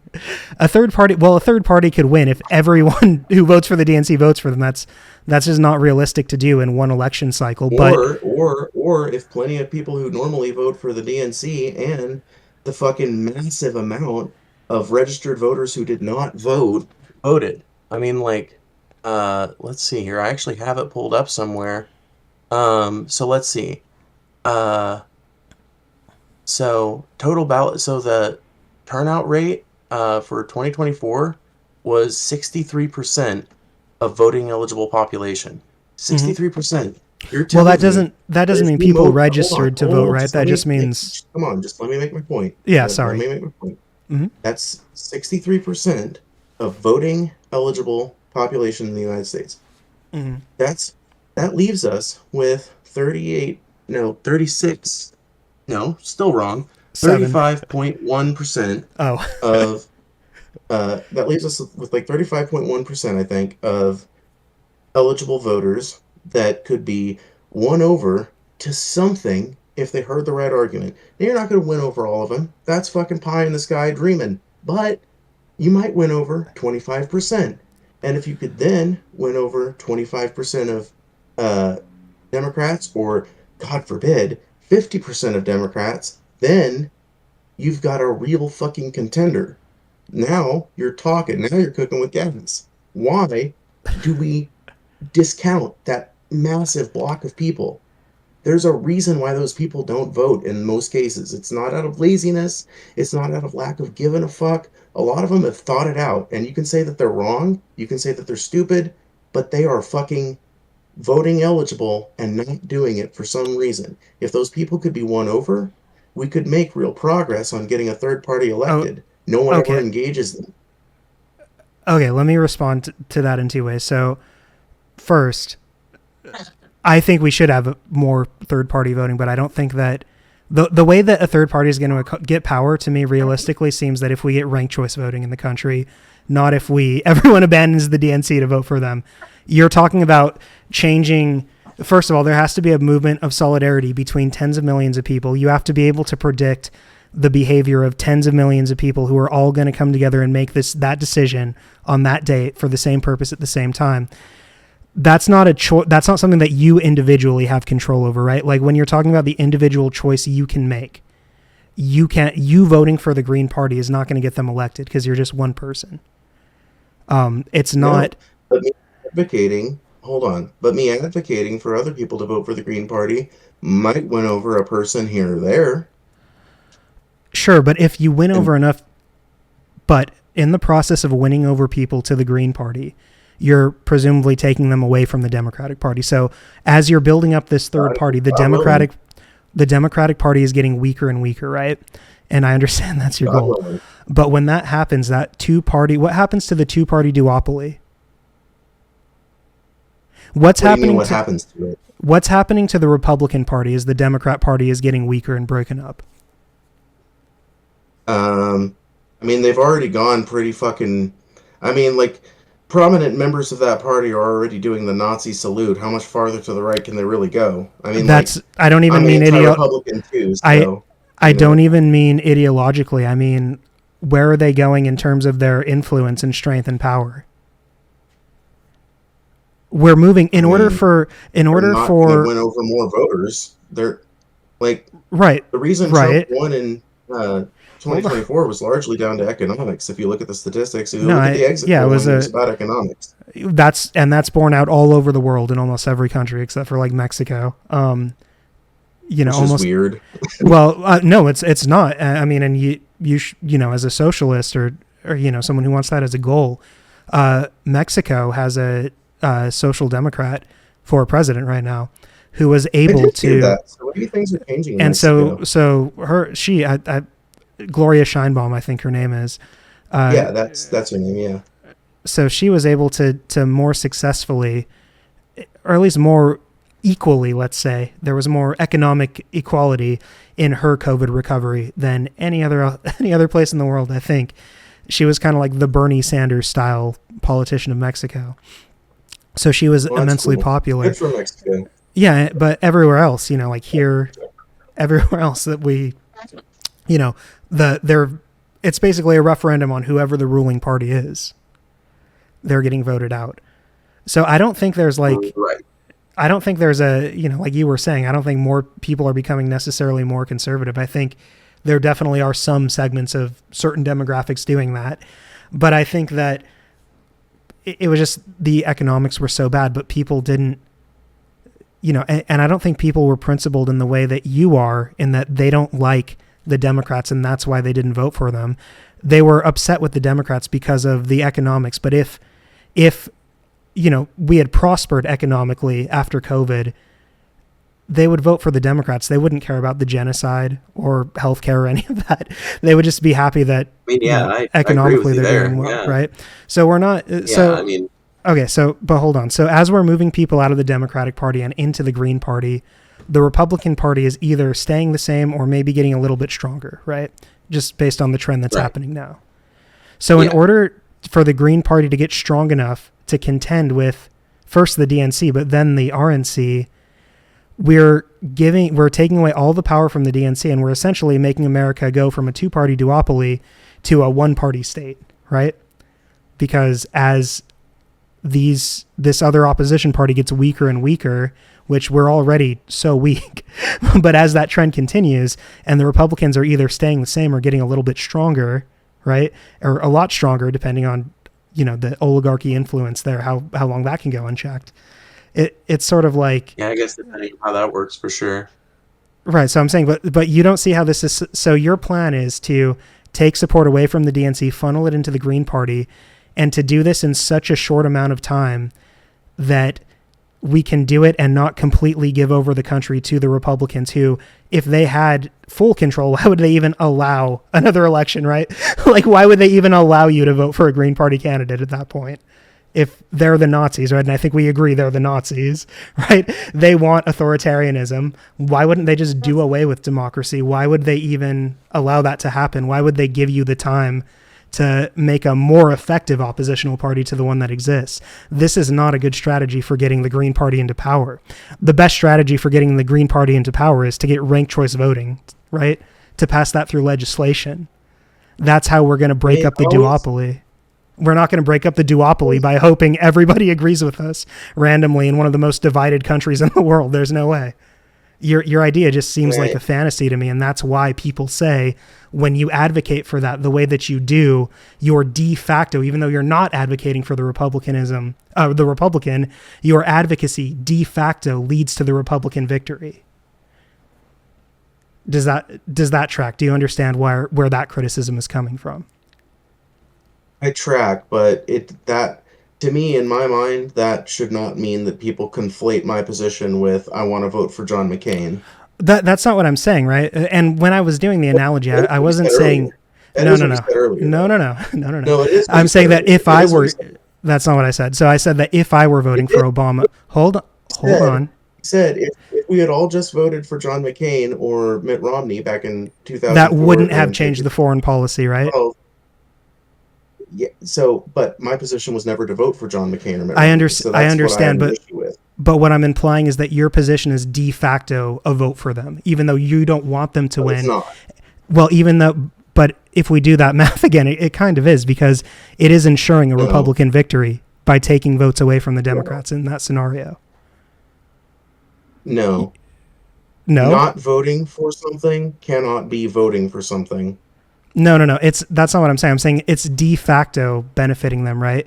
And I wasn't trying to strawman your position or whatever, or paint it as your perspective. I'm saying that if I were voting, right, in the Obama elections, right, and I was too young to vote in the Obama election, but if I had voted for, if I had voted for John McCain, right, instead of Obama, that wouldn't have changed the foreign policy, but that would have basically guaranteed that your mom didn't get health care, right? Whereas if I voted for Obama, it wouldn't have changed the foreign policy, but it did give health care to people. That's what I'm saying the difference is. So when I'm not saying that you, by not voting for Obama, would have voted for John McCain or want John McCain to win. I'm just saying, like, the default position of Obama or McCain, that dichotomy that we were in that specific election cycle, wouldn't have changed the foreign policy. We didn't have control over that, but we did have control over getting people health care. So I ask a question? That's the point I was making. Something? Sure. Okay.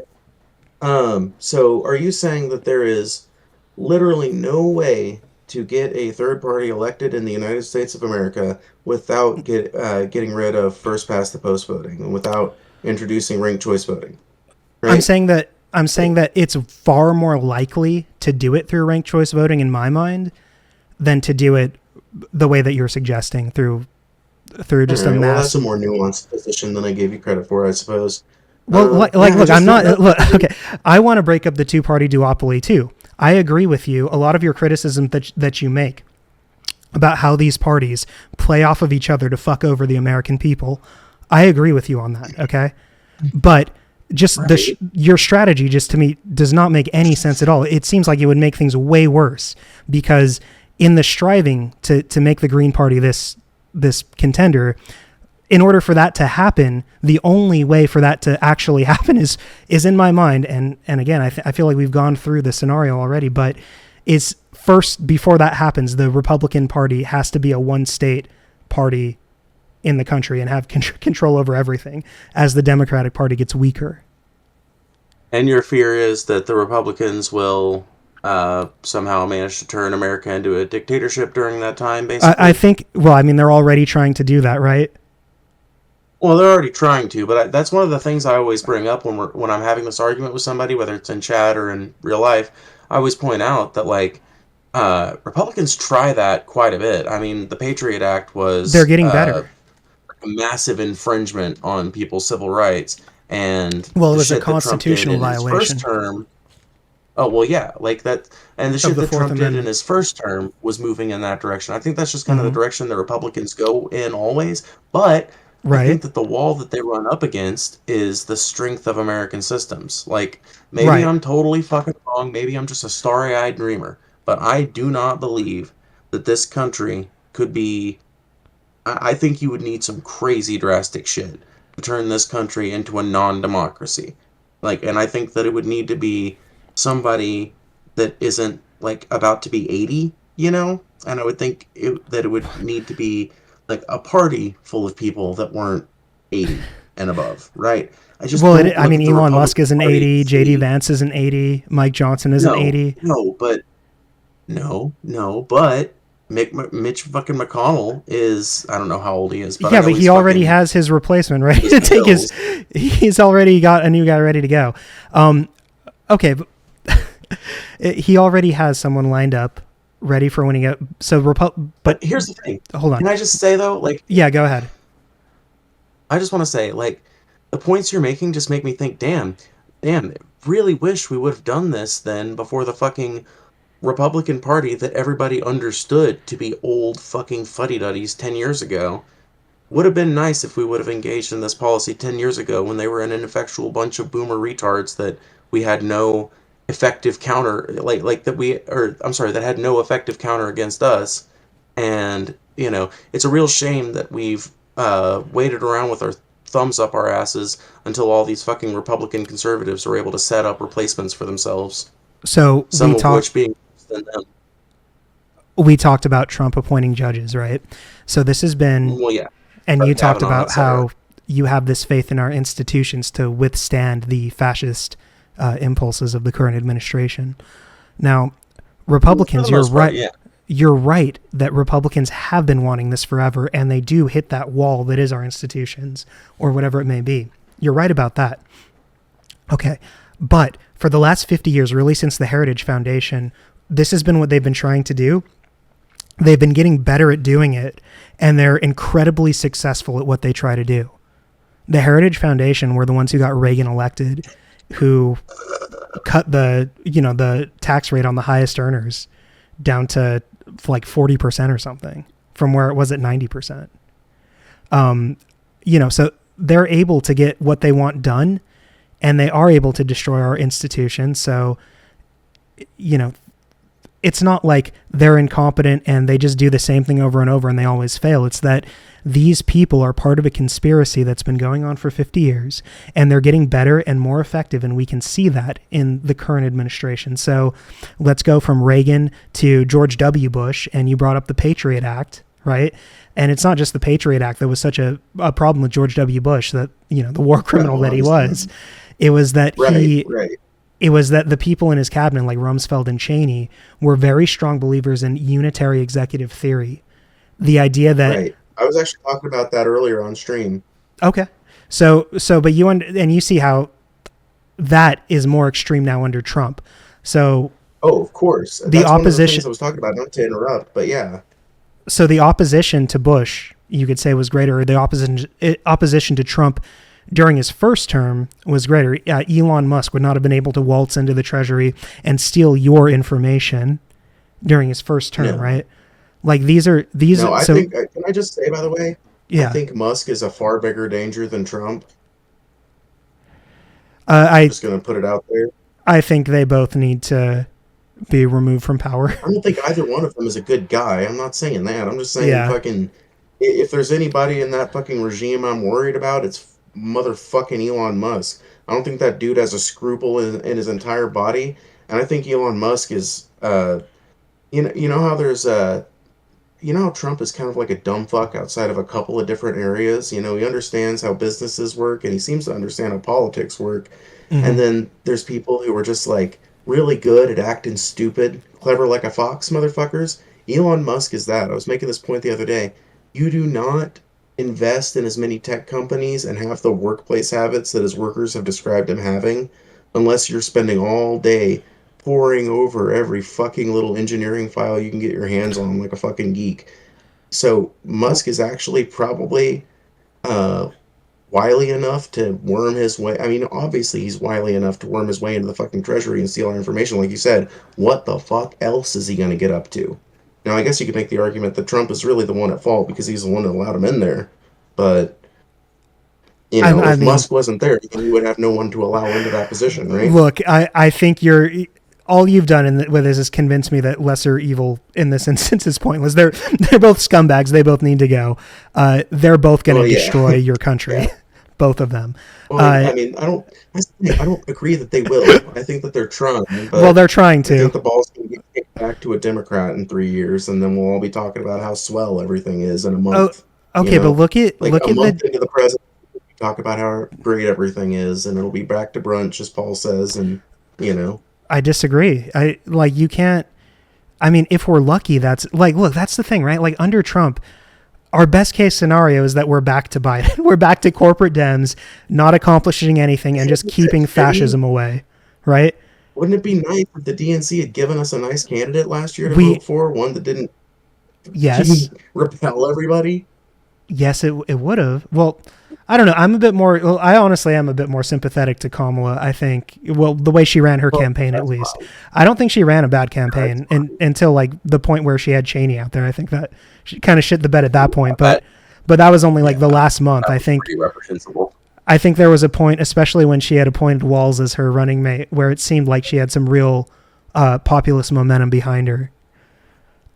Maybe you have a totally different take. I felt like I'm Walz sorry, was a what was that really last sentence? that when she had appointed Tim Walz as her VP, Oh, I I felt like like Waltz, yeah. she had some populist momentum behind her, and I thought she could take Oh, it at yeah. that point. To me, it seemed Yeah, I mean, crazy that honestly, yeah. Go ahead. I was just gonna say, at that point in her candidacy, I was like, you know what? I mean, if she keeps up this trend, if she changes some of her policy to mirror some of Waltz, because Waltz is that, I mean, he's the governor that did all that leftist shit for Minnesota, isn't he? Yeah, yeah. School lunches, all that good Yeah. shit. So I was like, I was part of that populist swing or whatever you said. I mean, I just, That doesn't like when happen I in a saw that her candidacy, that sorry, doesn't happen. what? That doesn't happen in a vacuum though. Like he works in tandem with the federal government. A lot of these good things that we have in blue states like Minnesota or California are a collaborative effort between the state governments doing some part of it and the federal government doing Oh, some part of it, right? oh, that's actually true even in conservative states. I mean, I live in Right. the deep south. I might have mentioned earlier that I live in Mississippi, and Mm-hmm.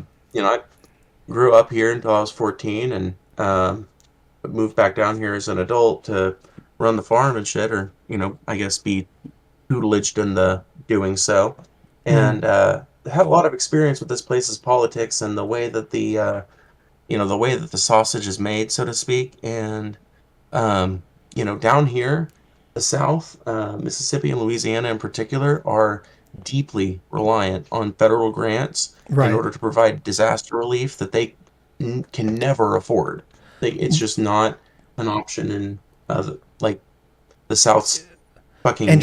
Trump's Uh, denying them FEMA aid right now, isn't he? um, Wasn't is there he? I some would believe it. there was Yeah, some I would story, believe yeah, it, where but he in I don't remember. It wasn't so I know yesterday there was a fire in South Carolina, right? But prior to that, I don't remember because man, these news stories now, especially with like natural disasters, for me, it's like in one ear and out the other because it's just obviously so the common. ones around here that were happening in January in LA were notable Oh, for me dude, yeah. specifically. But I hope you're uh, okay, by the way. Like, I hope that yeah, shit didn't fuck up your life, because that shit I'm sucked. about like a good 30-45 minute drive south of all that. So I'm, like 50 miles away from, so I was all right. But uh, yeah, it's it's like these natural disasters I was saying, just they all sort of run together in my head for the most part. But there was one prior to the fires yesterday in South Carolina that where there was something where he was denying them aid. I don't know if it was Georgia or somewhere around there, but yeah. And I mean, that's another area where there's substantive differences between Republicans and Democrats. And with Project 2025, that plans for cutting FEMA and for not giving that sort of federal aid or the aid that, your states are dependent upon for like healthcare or whatever, right? That's another big difference between Democrats and Republicans. Look at the budget that they're trying to pass in the Republican-controlled House right now that slashes $800 billion from Medicaid. In Project 2025, and this is kind of a tie-in to the whole Brian Thompson assassination. Brian Thompson was implementing at United Health this, I don't know if you've heard about this program where they had an AI bot that would automatically reject like 90% of coverage or whatever. And so Oh, yeah, I remember that. the Yeah. doctors would have to appeal that automatic rejection, and then after that it would get approved. But only like 0.2% of people actually appealed the first rejection. But the reason that's relevant is because that's what happens under Medicare Advantage, right? So there's default Medicare and there's Medicare Advantage. And Medicare Advantage requires insurers to approve certain things that default Medicare doesn't. And Medicare Advantage also has a lot of higher out of pocket costs for people with that program versus people who just have default Medicare coverage. So these sort of AI bots are used to deny people who have Medicare Advantage healthcare. And Project 2025 calls for making Medicare Advantage the default Medicare program. So it's basically a kickback to these insurance companies, which of course is just agency capture and corruption and terrible, right? But the practical effect of that is now so many more people are going to get denied and not know what to do when they get that initial denial. So many more people are now going to have 9,000. And I looked up on one of the videos that we actually go through the article. Now, so many more people are going to have this deductible that they can't afford before they can get health care. So, I mean, these differences do matter a lot, and for red states also. That it just, when it comes down to the things we actually can change, it just, to me, that's worth it. That keeping default Medicare even against Medicare Advantage, for me, that would be worth voting for Harris over Trump. And I know you say, for me would be, yeah, go ahead. right. Yeah, but, well, I feel like we're kind of we're getting to the point in a debate that I feel like all debates eventually get to, where you're more or less like going in circles because you finally reached the core of what you disagree on. And I think ultimately what we disagree on is uh, it's hard for me to put concisely, but Tactics, maybe right? it's tactics. Yeah, it's tactics, but more specifically, it's whether or not uh, non-participation in voting broadly or not voting for Democrats specifically has any effect on, or has a positive effect rather, or just an entirely negative effect on um, politics in the future. And, you know, like I think you were about to say, yeah, I would make the point that, I mean, you're still doing what I said earlier and condoning the DNC's shifts to the right in other areas. And No. ultimately, that permission is going to allow them to. Oh, So, that's not the point you were going to so make. let's have a talk Then you about correct me. tacit consent, right? Because this is something that Okay. seems really crazy to me. The idea that voting for a candidate is supporting everything they do when they're in power, right? I mean, that's I'm not. Yeah, well, no, I'm well. just. Let What me you said stop you was there that because I don't. I'm condoning the DNC shift right by voting for them. I think that's the way the DNC looks at it. I don't think that's what you're actually doing. Okay. So sorry if that wasn't clear. Yeah, that I just was confused about that, but I'm so sorry. I guess You're we don't right. need to have the That conversation was about tacit incorrectly consent. phrased. But I No, mean, you're right. Well, I mean, maybe I should just make yeah. this Go ahead. point because I do hear a lot, Go ahead. from that person who I'm not going to pretend like you agree with on everything, but this is something that they seem to bring up a lot. That if you vote for like Harris, for example, that's somehow voting for the genocide, right, or whatever it may be, Right. and that's not how tacit Yeah. consent works, right? Tacit consent is the idea that by participating in a society, you're agreeing to its rules, basically, right? And the way that we Oh, would yeah. Okay, I know this. so the way that it would work is that I'm tacitly consenting to the genocide when I pay taxes, not when I vote, right? I'm not Right. voting for Right. Harris to No, I would continue the never hit you with genocide. the. I'm voting, I condone the genocide. I fund the genocide when I pay taxes.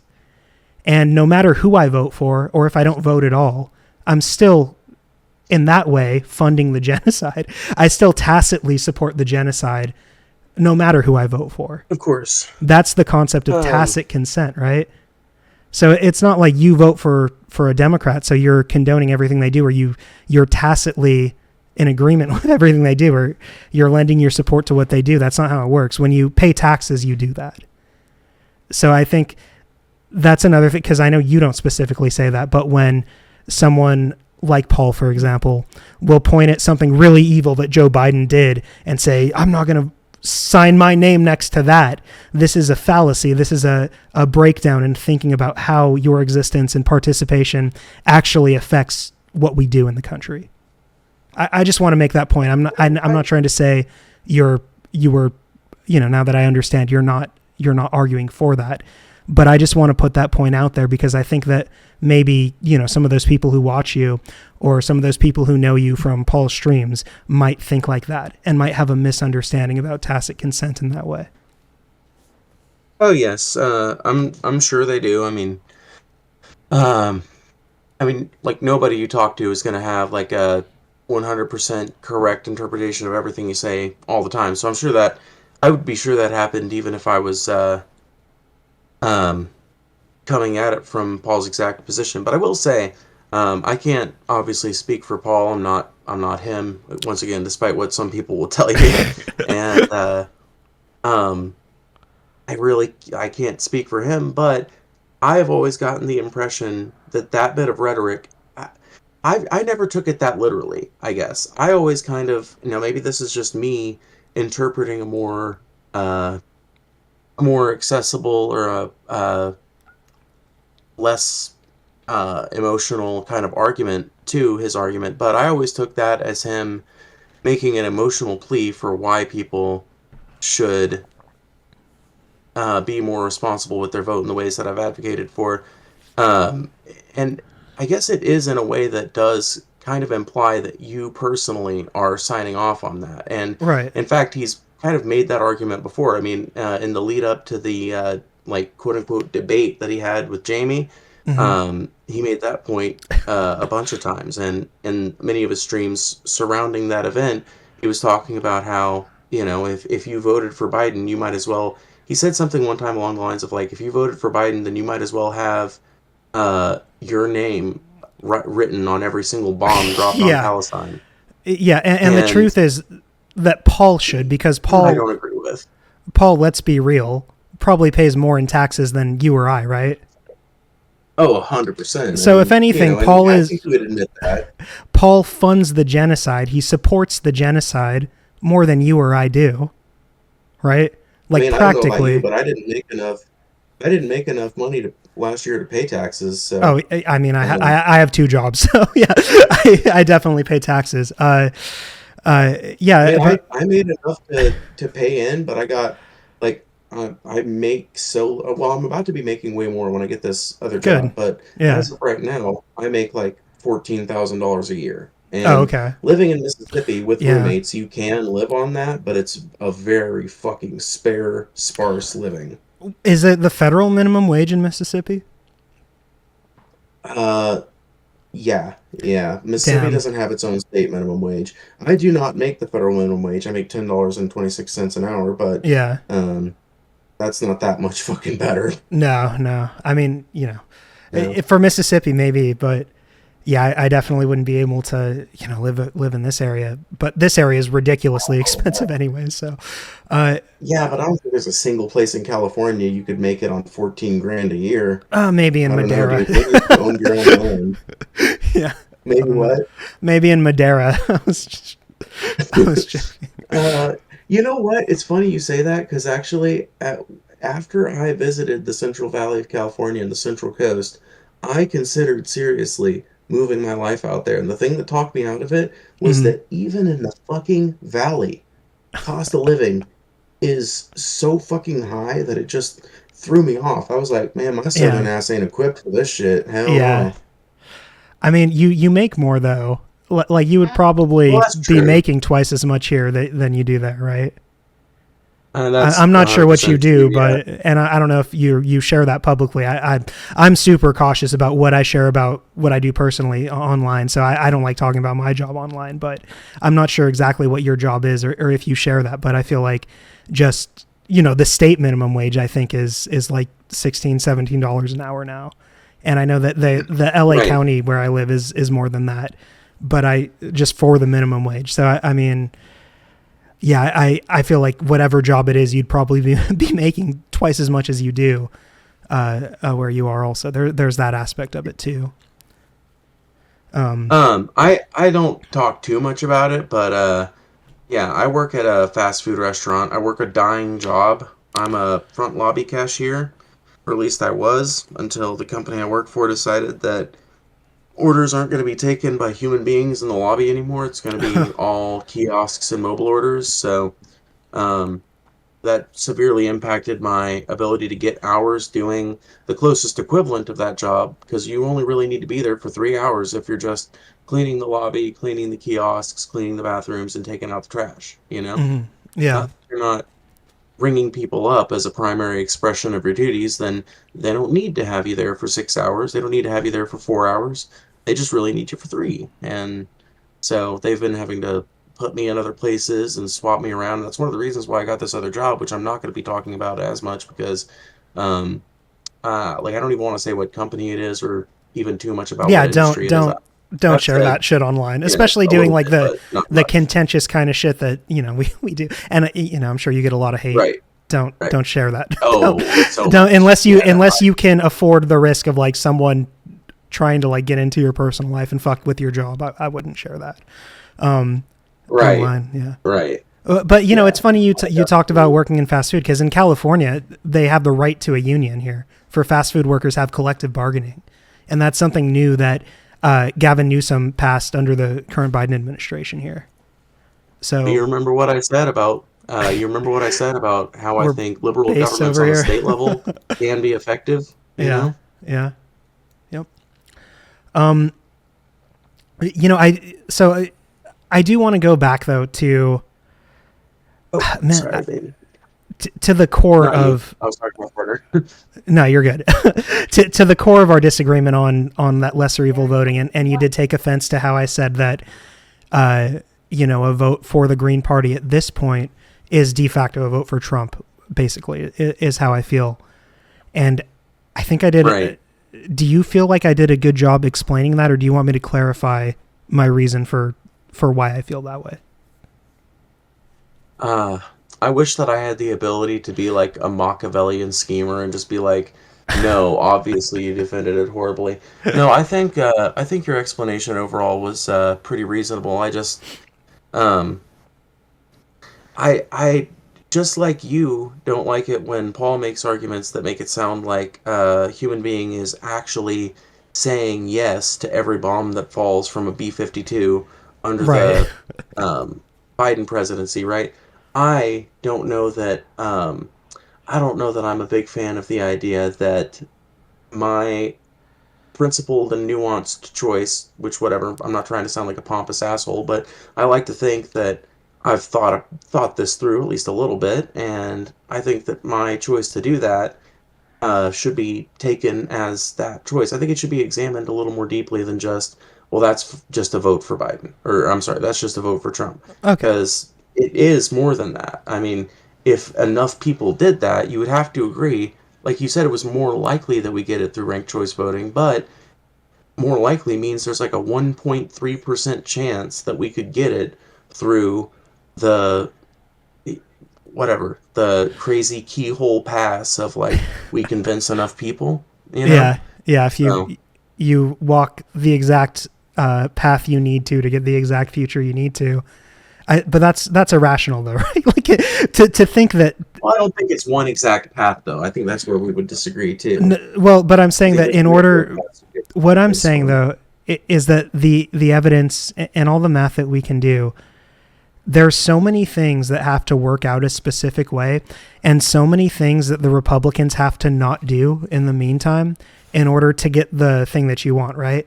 And I feel like it's irrational to work for that when working for that is going to weaken our position in a million other ways and make it harder for us in to the point where it might not even matter if we do accomplish what you're trying to accomplish with that.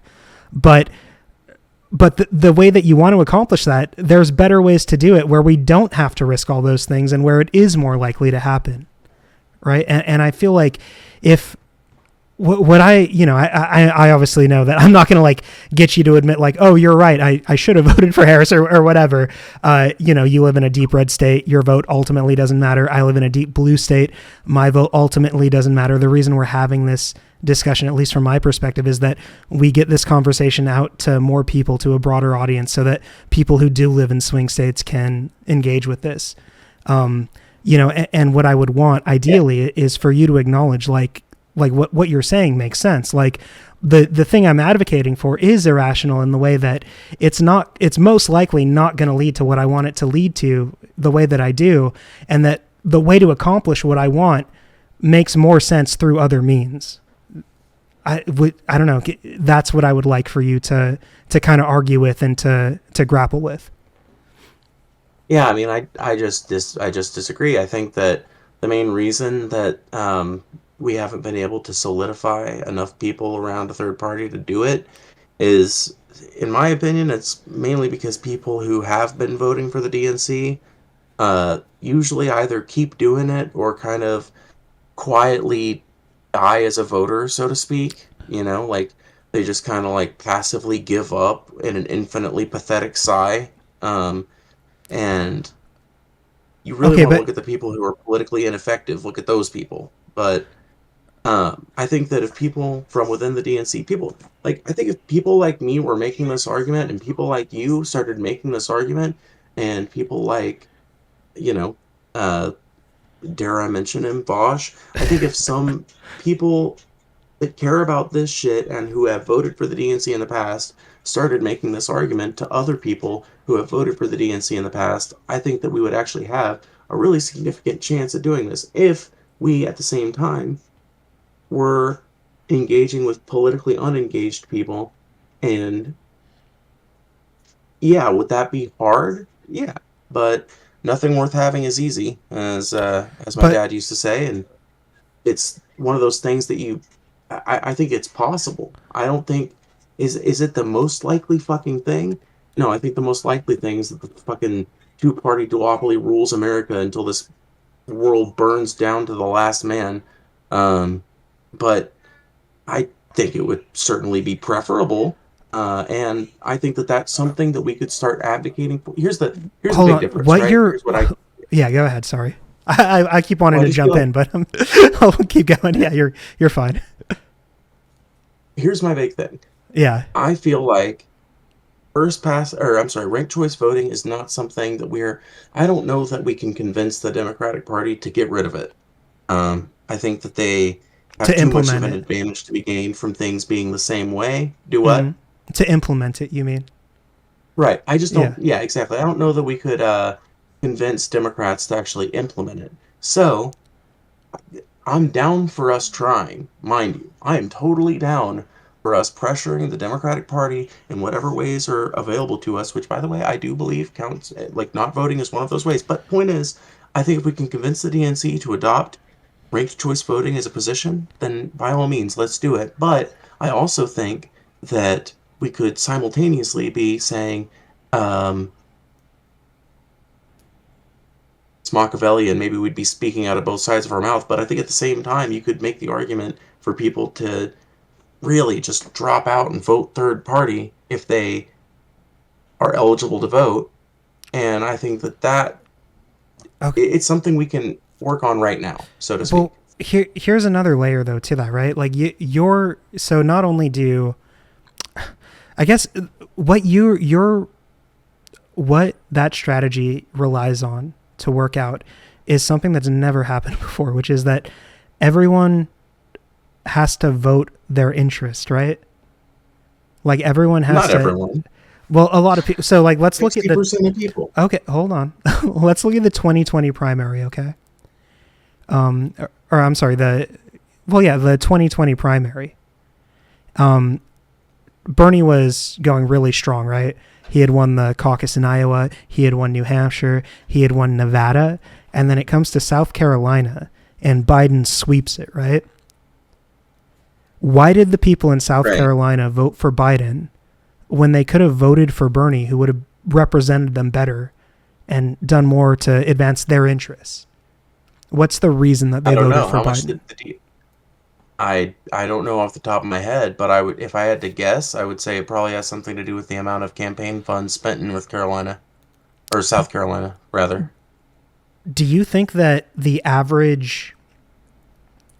do you think like the average American is really well informed about these things? Like, do you think that the average No, I think American, that's part of the reason why we're in the position we're in.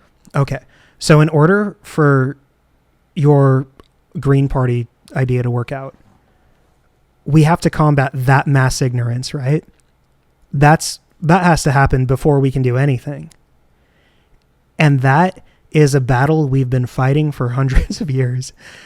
And the thing is, we don't have to win that battle in order to get what you want if we do it a different way, if we do it through ranked choice voting. Your way is unnecessarily difficult. It's not a good way to accomplish what you want to accomplish. You said like, well, sometimes things are worth fighting for that are hard, and I agree. Difficult things are definitely worth it oftentimes, but to do something needlessly difficult, like if we're trying to climb a mountain and we have two paths available to us and we choose the more difficult path, the more perilous path, when we could just as well take the less perilous path that's that we have a better chance of surviving taking and I by guess the that would be my criticism.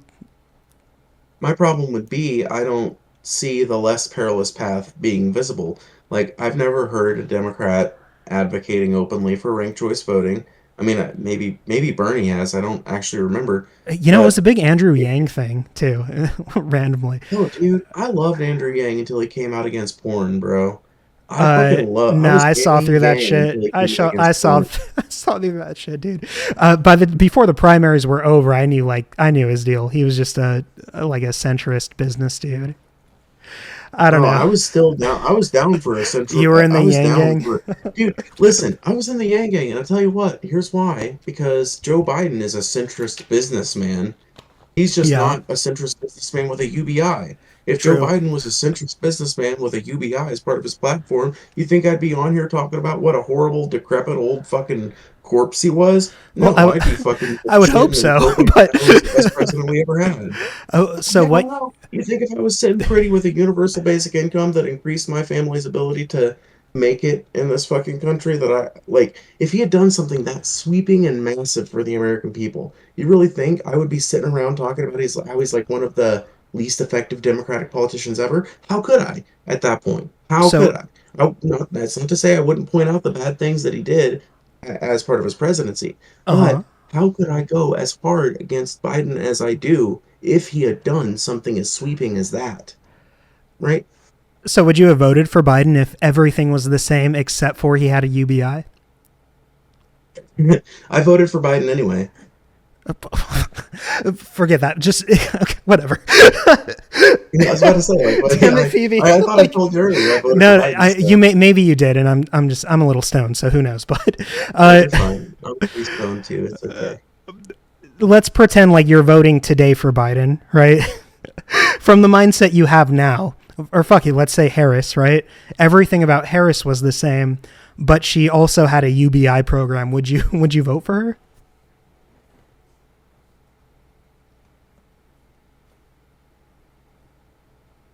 I mean, Well, hell, since this is just a hypothetical, hell yeah, probably. Okay. I mean, it's a hypothetical, but you have just made a fantastic argument for lesser evil voting. I mean, Yeah, but like it's. like I mean, look, it's a pointless. Here's the thing, though. It's a pointless point it's because not a fucking that pointless wasn't on her. it's not a pointless But that wasn't argument on because her fucking it platform. illustrates that these lesser evil voting, this matters, right? And that there is It does something. matter, but it's a Yeah. matter of degrees, my friend. Mm-hmm. So it's like, yeah. So it's like if the world. Okay, so here's my thing, right? Yeah. If let's do a little math here. If the Sure. world is shitty and you give me one option that makes it 2% shittier, but doesn't make it any percent better, or only makes it like 2% better, but also makes it 2% shittier, and then Mm-hmm. you give me another option that's going to make it 0% better and 4% shittier, so twice the shittier, right? Mm-hmm. Um, I don't really look at either one of those as a really good choice. One is just Well, one's a spinning better us choice. around like a couple of Haitian refugees that don't know how to row a boat, and the other is putting a hole in the boat. But neither of us is getting us to shore, you know? Okay. Forget about good and bad. What's better and worse? What's better? Like, are you asking like Yeah. the Which of literal the definitions of look is better? 2% evil or 4% evil? Which of those is worse? Which of those is worse? Is it better to make the Um, world 2% more evil or 4% more evil? And I think I we're don't talking in, know. I think it depends. you're I being think it depends, hyper man. you're being hyper like absurdly nuanced with the differences here, and I'm just indulging you. I mean, obviously the difference between the Dems and Republicans is much more than 2%, but like I'm just saying like Probably. forget good and bad, do better or worse, right? And voting for the Democrats, we're doing that so we can set ourselves up for greater victory down the road, right? Like with ranked choice voting or whatever the issue is with getting more people healthcare with stronger, robust unions and more access to labor rights, right? Like whatever it is, where these are all things that we're trying to accomplish over time. But voting for the Democrats brings us closer to these. But if it's even just 2% versus 4%, you're going to vote for 2% less, not 4% like less, right? Like you want to do less harm if that's the only choice you have, and there's a million other factors, but if it's just between those two choices, the death of one is a tragedy and the death of a million is a statistic, but those 2% of people who are going to be, who are going to have their lives ruined or whatever, the 2% extra people, those are all individuals like you or I, right? Or your mom with healthcare or whatever. Those are all people that matter, whose rights are important, and if I can save them, even though I'm not saving everyone and I'm not doing what I really want to do, those two they're worth putting my name on a piece of paper and dropping it in a box. It's such a minimal thing. Like they're worth it. It's worth sucking up to the lesser evil in this scenario. But Um, what if that participation encourages the lesser evil to we don't we don't have not an exact shift towards the good look. position? Sometimes when you vote for Democrats, they do good things, right? Like FDR. And sometimes when you vote Hmm. for Democrats, they do bad things, like the genocide, right? Or whatever it is. So we don't know. Sometimes when we vote for them, good things happen, and sometimes when we vote for them, bad things happen, right? So voting for them alone is not a good indicator of whether things will get better or worse. It depends on so many things. It depends on the individual candidate. It depends on the cabinet of the candidate, who they appoint. Like, who cares what Biden thinks about labor if he appoints Lena Khan to head the FTC, or who cares about like what he personally says or does if the people he puts in charge of it are making good changes, right? Like who cares about whether Obama cares about helping the poor if he appoints Elizabeth Warren to the Consumer Financial Protection Board? Like these are important substantive things that matter, right?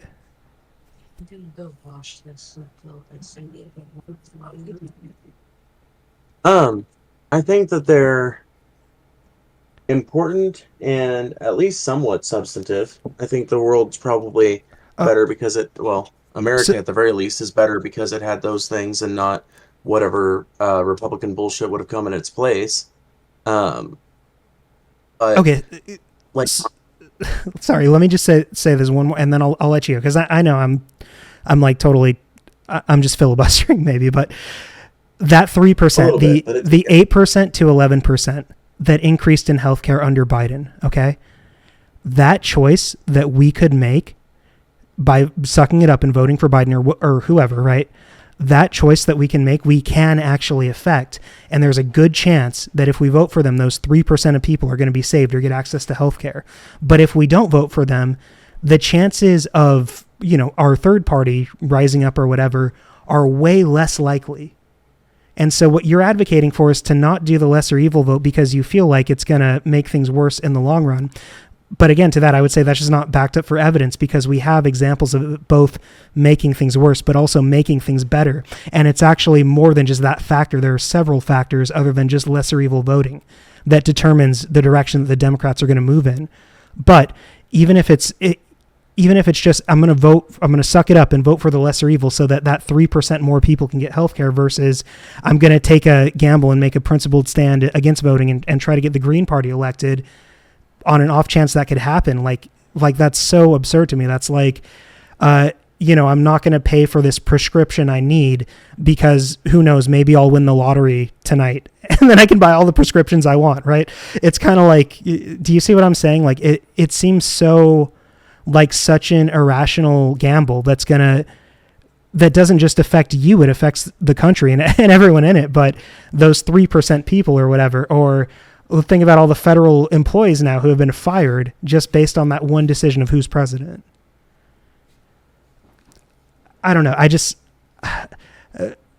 genuinely want people to grapple with the reality of the system we're living in and to think intelligently about the ways that we need to really control the battlefield more than fight the actual battle we're fighting. We need to change the conditions of the map we're on. And the way that you're advocating for is, yeah, but the way that you're advocating for is not doing that. And it's not going to lead to that. And it's never once in the history of the world led to that. There's no example you can point to in history of this strategy working out, right? Whereas I can point to several examples. What strategy? The example of abandoning the Democratic Party and a third party rising up, of everyone having, what I'm saying is that there's no example of enough people in America making the decision to join a third party to have that take over and sweep the two current parties out of power or to check their power significantly. That's never happened in the history of our country. But Democrats make, I don't think so. There's never been a third party? Well, I mean, not What about the late. Bull Moose There's, Party? well, sure, maybe hundreds of years ago. That's not what I'm saying though. But in Hundreds of years ago? That was 100 years ago. which party was it you were saying? The Bull Moose Party. What did they do? Teddy Roosevelt's party. He was a That was Republican. Teddy Though. Roosevelt's party. And so, Republican meant a different thing then. Right, but I'm saying that wasn't a third party. That was like a caucus within the Republican Party, right? Or am I just not? Am I? Happened was I mean, it was I'm a third ignorant. party, and I think it was a third party, but he ended up joining the Republicans for his second re-election campaign. I believe. I might be wrong on that.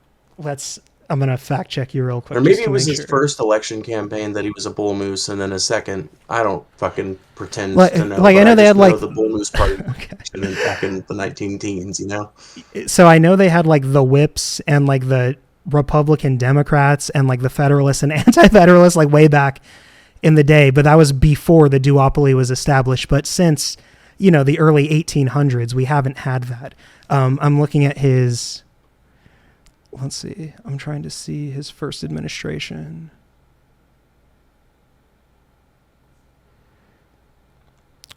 Yeah, he was a Republican, it looks like. And I mean, the party switched, but he was a Republican, and that was during the era of the two-party duopoly. I'm just reading now. I'm trying to find the. You said it was the Bull Moose Party? Yeah. The Bull Moose Party. Let's see.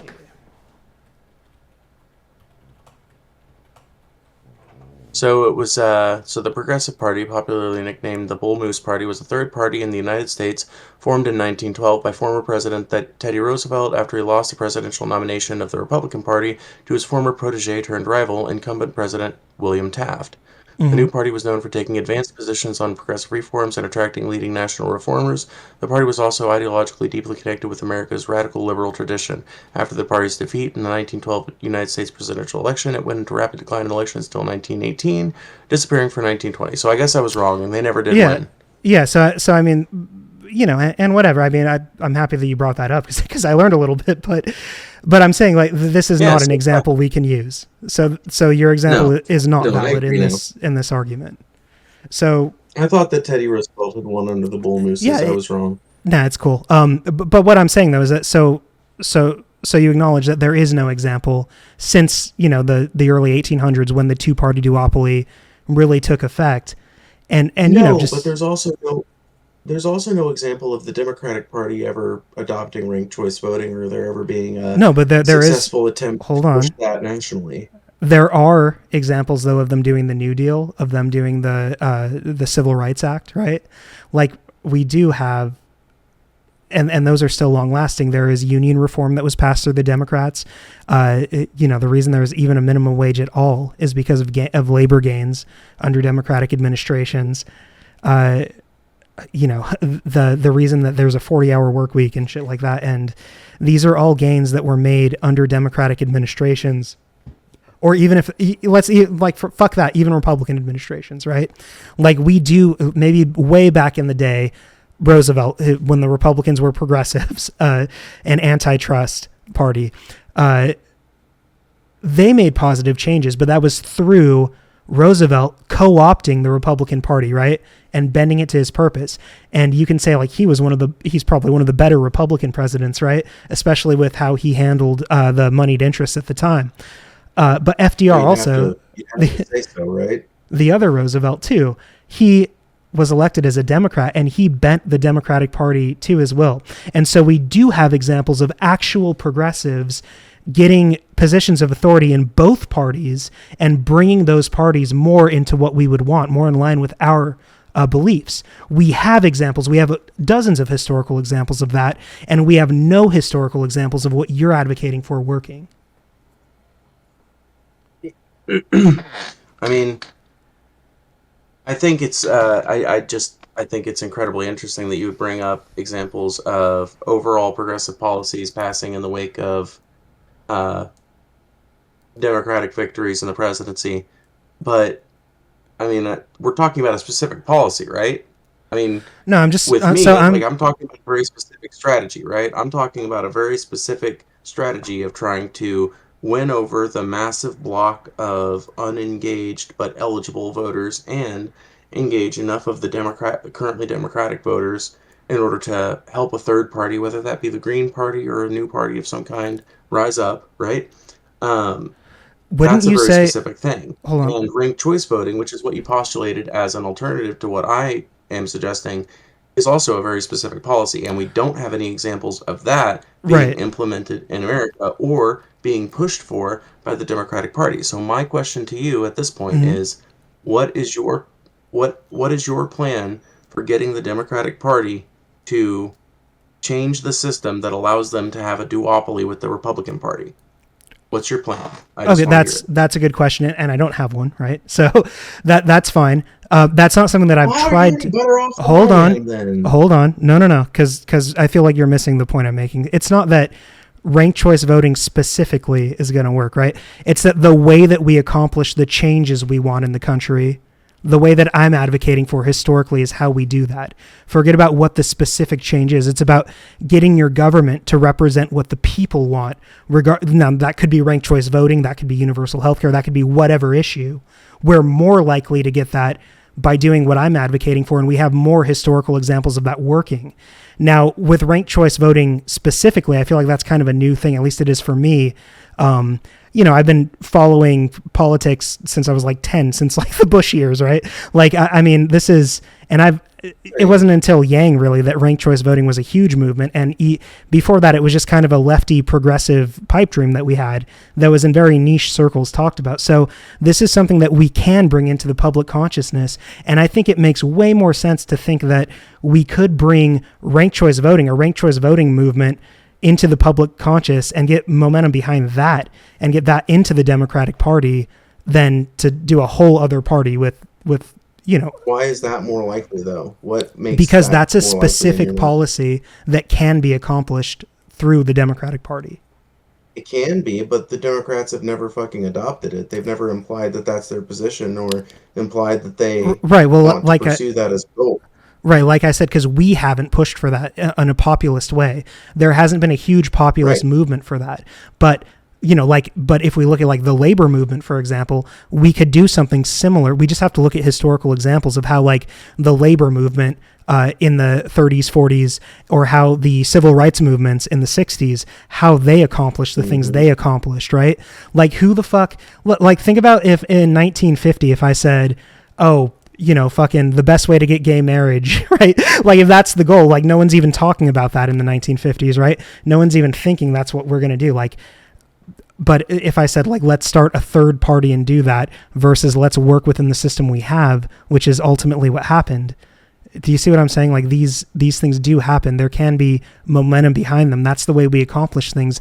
If you want to use populist momentum and the will of the people to get what you want done, you can do that easier through the party that exists now than by abandoning that party, forming a new party, which, by the way, you have to get them to change the rules to even make the Green Party viable. I don't know if you followed the Stein campaign this time around, but it was roadblock after roadblock after roadblock because the way that they have the duopoly reinforced is unfair and does push out third parties.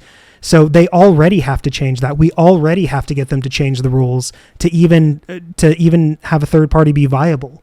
So there's that aspect of it. Then we have to get everyone, or at least enough people, to agree at exactly the same time during the same election cycle that they want to vote Green Party. So there's so many more things that go into that, and so much more orchestration, and so much more at risk to do things that way than if we just try to get the Democratic Party to adopt a ranked choice voting platform by pressuring them, the same way that historically we've pressured them to make the changes we want them to make.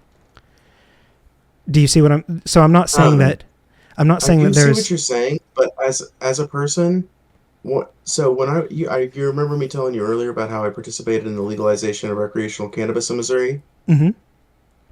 Well, there was another piece of legislation that I was trying to help get pushed forward in Missouri. It was ranked choice voting. Yeah. And you know what wall I kept running up against and trying to convince people to sign that petition? Mm. The stupidity of the average American voter.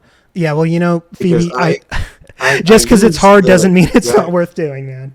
I don't know. well, yeah, That's what I I would say to agree. you. But I like whatever, call it maybe I have a lack of faith, but I when I look at these two possibilities for these two different directions we could go, I think that I can more easily convince the average American voter, regardless of their level of intelligence or their level of political awareness, to vote for a third party. I think I can sooner convince them to protest for that, to organize for that, to rabble rouse for that, and most importantly of all, to withhold their votes for that. I think I can make that argument a hell of a lot easier and make it translate into people's lives and shit a whole lot easier than I can the argument of ranked choice voting. My evidence for that is the total fucking lack of reception that I found when trying to get people to sign up for that petition. And it wasn't because I wasn't pushing it. It's just because people cannot, like people in America, I don't even think it's stupidity. I think it's uh, basically brainwashing. It's that we've been conditioned into this system for so fucking long that I don't even think people know about how to conceive of another way. And like Okay. when it comes to the finer details of how our elections work, there's just a lot of people. I'm sorry, I'll shut up after this, but there's just a Well, lot no, of I people. want to just ask you a couple questions about what you're saying. I don't want you to shut up. I just want you to clarify a couple things. Um, Well, let me just to finish off this last point. sure. Well, actually, I forgot it. Go ahead and ask your Sorry, question. sorry. I'm just saying, why do you think you were successful with weed but not successful with ranked choice voting? Because that's actually what I was about to say. Thank you for reminding me. Mm-hmm. Because I think that it is incredibly easy for people to be passionate about and politically active on issues that can be explained relatively simply and whose effects might be explained relatively simply. I And it is agree. much harder to get people to engage politically on economics or political reform. I don't necessarily agree with that, but I agree with what you said so basically ranked choice voting is more of an abstraction and they don't see how that directly affects them, Thank you. where That's what I meant. most of them probably smoke weed, right? So they understand that their liberal Right. rights are very much affected by that, where they can't see how their liberal rights are affected by ranked choice voting. I think that's Precisely. Yes. okay. Now, look what's happening. Have you been watching these town halls where Republicans in red districts are getting shouted down by their constituents? Have you been watching any of that footage that's been going on? No, I no, I can tell just from this conversation that you watch and pay attention to a hell of a lot more news than I do. Yeah, I try to, I yeah, try to especially stay now. informed, but I try to stay informed, but I'm one of those people that's like emotionally affected by news pretty easily, and Well, you're going to want to so see I try to this. This is hopium in these dark days for sure, because you're seeing red voters in all red right. districts wake up and realize like what's going on and how they're being fucked over by these Republican representatives. They're, because it's affecting them, because it's no longer an abstraction, because cutting Social Security, cutting Medicaid is now real and it now affects their lives. They're waking up and they're realizing it. And there's mobilization against that. And so this can solve the problem, right? If we find a way to make them realize these issues, ranked choice voting affects them, right? And I think ranked choice voting is kind of a tall order to do all at once. But I do think it could be a popular idea if it's explained correctly under the right conditions. And I do think that can be part of a democratic platform, hopefully sooner rather than later. But in the future, I think that it can be accomplished when people realize that how much it affects them or how much it could change their lives for the better if it was accomplished. But as Trump is doing all these horrible things, these people are waking up and they're realizing this affects me. I'm the one on the slaughtering block, right? And that's sort of Well, it's about fucking time. right, exactly. But what I'm saying is that if your weed example, right? That affects people. That's why they were passionate about it. That's why you were able to mobilize them. These issues, if we can convince them that it affects them, that's, we have to, the truth is that this is so hard because it has to do with individual people changing their minds. We can't say, and this is another reason I think it's silly to think like everyone is going to have this massive class consciousness awakening and all vote for the Green Party candidate, because people are dumb, like you pointed out, and they're complicated, and different things cause different people to change their minds. Some people are persuaded by logic, some people are persuaded by emotion, whatever it is. True. But if it affects them, they will be persuaded more often than not. I think if they're I'd agree with conscious that. of how it affects them, right? Now, obviously, all these things affect them and they have always affected them, but it's so far removed that it's abstract for them. They don't understand the immediate implications it has on their life. Like they do, for example, when Roe v. Wade is overturned, right? There's a big shitstorm over that because everyone suddenly realizes like, oh, this affects me personally. It's fucked up that it's happening. And that's how we awaken people. We find a way to make them realize this is what's going on. But when they're awakened, we funnel that energy into the best, most likely thing that we can accomplish, which is getting Republicans out of power. Because when we're under Democrats, we are able to make incremental good changes.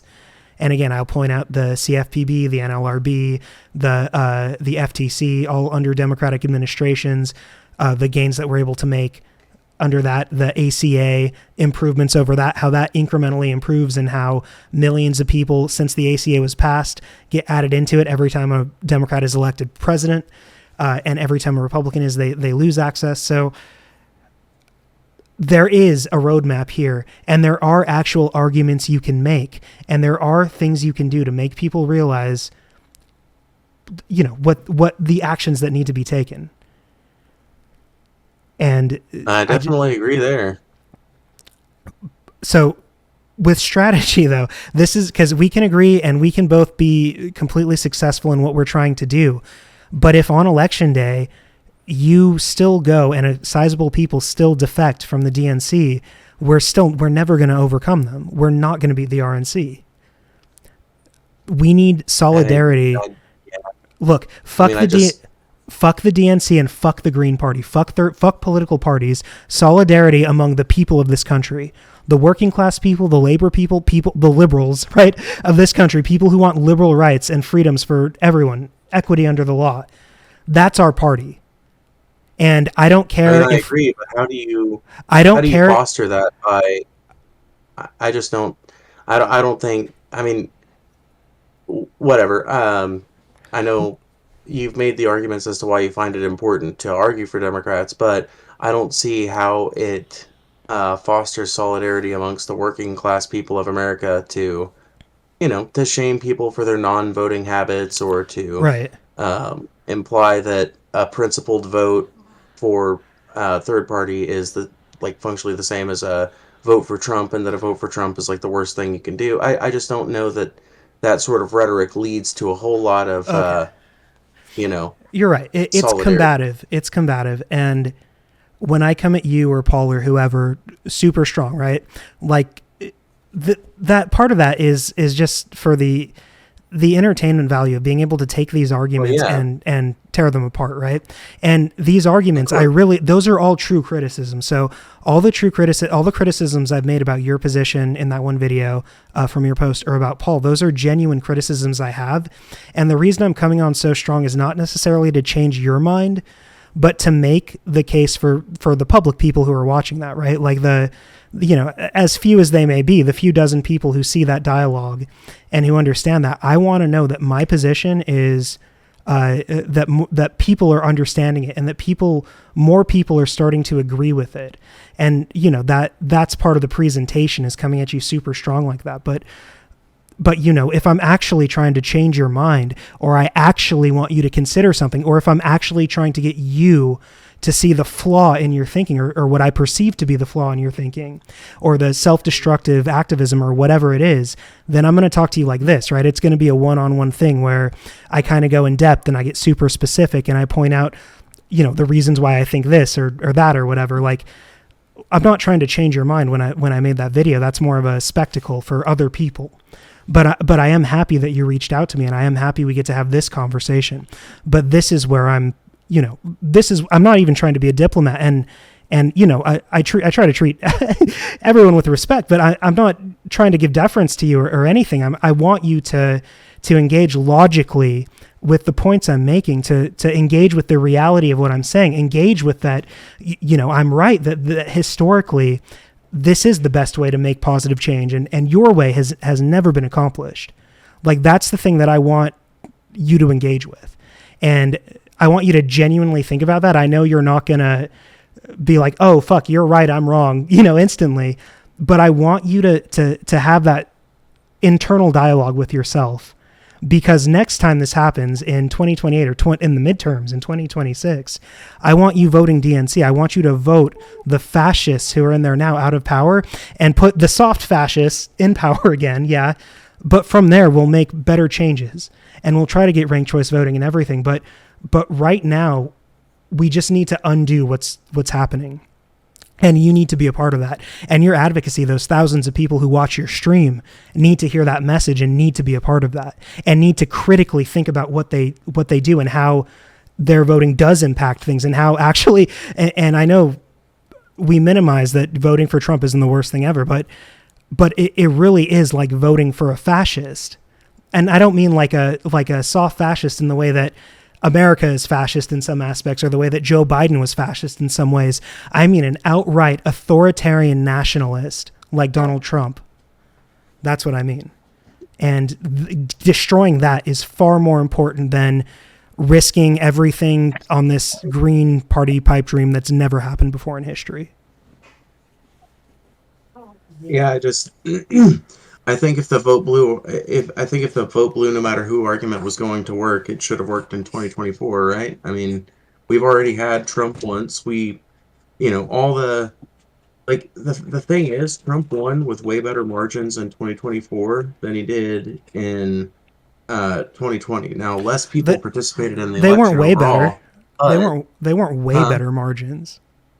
I mean, They were slightly let's better. see He here. made slight gains, right, in Let's certain see minority here. groups, but they weren't way better. So in let's see.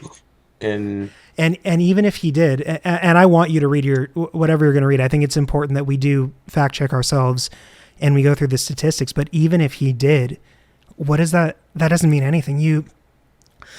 Sorry, you've already said that people vote against their interests all the time, and that people, aren't always intelligent when they vote.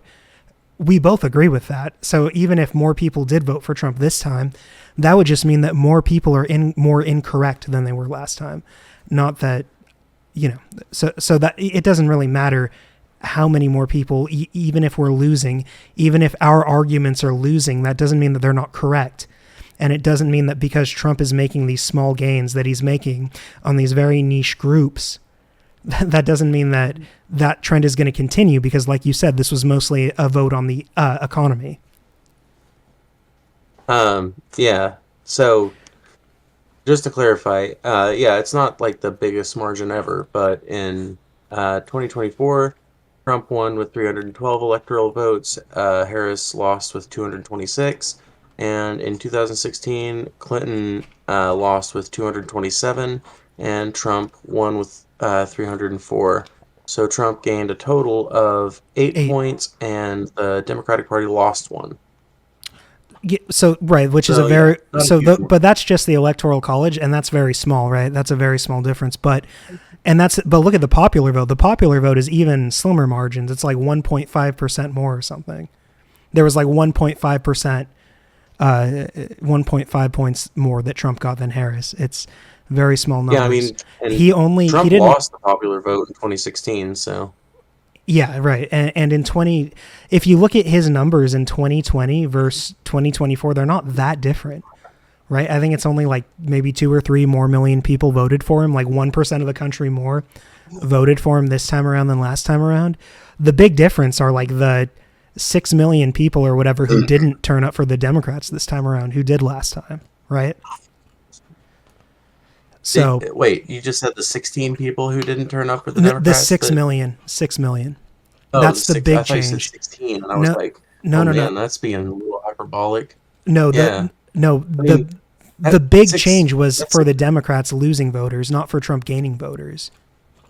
I mean, well, I mean, if you look at the I don't know. I would have to look at the popular vote statistics. Looking at the Electoral College, it paints a different picture, but like you said, I'm sure the popular vote statistics also paint a different Well, the picture. electoral Uh, college, it doesn't paint that big of a picture, right? The Democrats only lost 1 college vote, and the Democrats only gained 8 college votes. That's only like 2 states. the Republicans, you mean? Yeah, sorry. You're Yeah, right. I mean, but still, the Democrats. I mean, I'm just saying that the picture it paints is that the Democrats lost less people than Trump gained, if that makes sense. Right. But people don't realize how this affects them that they do now, right? Like all these town halls, all this going on, and I do Some of them recommend. do. Well, they're waking up, but I will check it out. I will check it out. just don't. You don't even have to do it on stream, just for your own fucking mental health. Like it is really nice to see. Yeah. There is a euphoria of seeing this uprising finally starting to happen, even if it is in a nascent stage. But you know, people now realize the terrible mistake they've made. I think there is instant buyer's remorse for Trump, including among Republicans, not even disaffected lefties or whatever, or independents who Oh decided yeah. to gamble on Trump. Yeah. I mean, I read a news story about this earlier today or yesterday or something. I don't know. This leg injury has made my fucking time become meaningless in my mind. Um, but I was reading a news story about how um, there are a bunch of like MAGA people who were formerly employed by the federal government who Hmm. are now facing layoffs or they're under investigations or their funding is in question and shit like that. Um, and so it's kind of like it's a leopards at your face story for sure. But I don't Yeah, know. Sometimes. if I'm in a really bad and misanthropic mood, I can take some heart in those stories. But usually, that sort of thing is just a human tragedy story in my mind. That sort of thing is just another example of how the political class in this country fucks things over for people like me and you. Even if those people voted for Trump, I don't wish for them to have worse lives. You know, Well, I I don't mean, know. even look, you can acknowledge the poetic justice or the irony Well, yeah, of poetic justice someone, is a different aspect for sure. The someone fucking Schadenfreude themselves is over what I with don't that. necessarily feel. But keep in mind that doesn't just fuck like the leopards aren't just eating their faces; they're eating all our faces, right? like the leopards are eating their faces, but everyone else is also getting eaten by the leopards. So yeah, ha ha, they made a dumb Fair decision and they're enough. suffering for it. But also we're all suffering for it. I guess Um, I guess it is a bit like it's a bit like, you know, you ever heard of Ernest Röhm, no, the gay Nazi? no, no. Um, no. Sounds Okay, like I well, should hear little about it though. history lesson. So yeah, let's hear it. Yes. Ernst Röhm was um a known homosexual in Germany, and he was the leader of the Sturmabteilung, the SA, so the Mm-hmm. paramilitary branch of the Nazi Party. Mm-hmm. Um, and he was allowed to remain in power despite his. It was kind of like an open secret in Berlin that he was a homosexual, and he was allowed to remain in his position and remain politically relevant right up until the moment that the Nazis started doing concentration camps, and right up until the moment that Hitler got some whiff of some plot that Ernst might have been involved in, and at that point he was told there are no gay Nazis and was executed.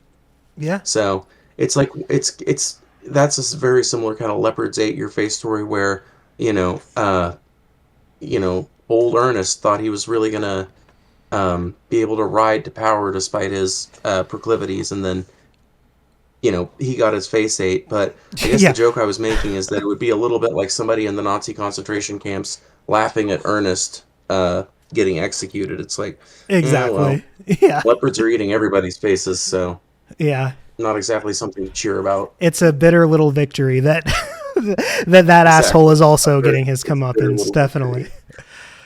Phoebe, I'm probably gonna have to jump off here pretty soon. I have to get up Me tomorrow too. a little bit early. Me too, dog. But if there's anything else you wanted to talk about, I can maybe do another 10 minutes or so. If you had anything else you wanted to ask me or to criticize me for, or if there was, whatever.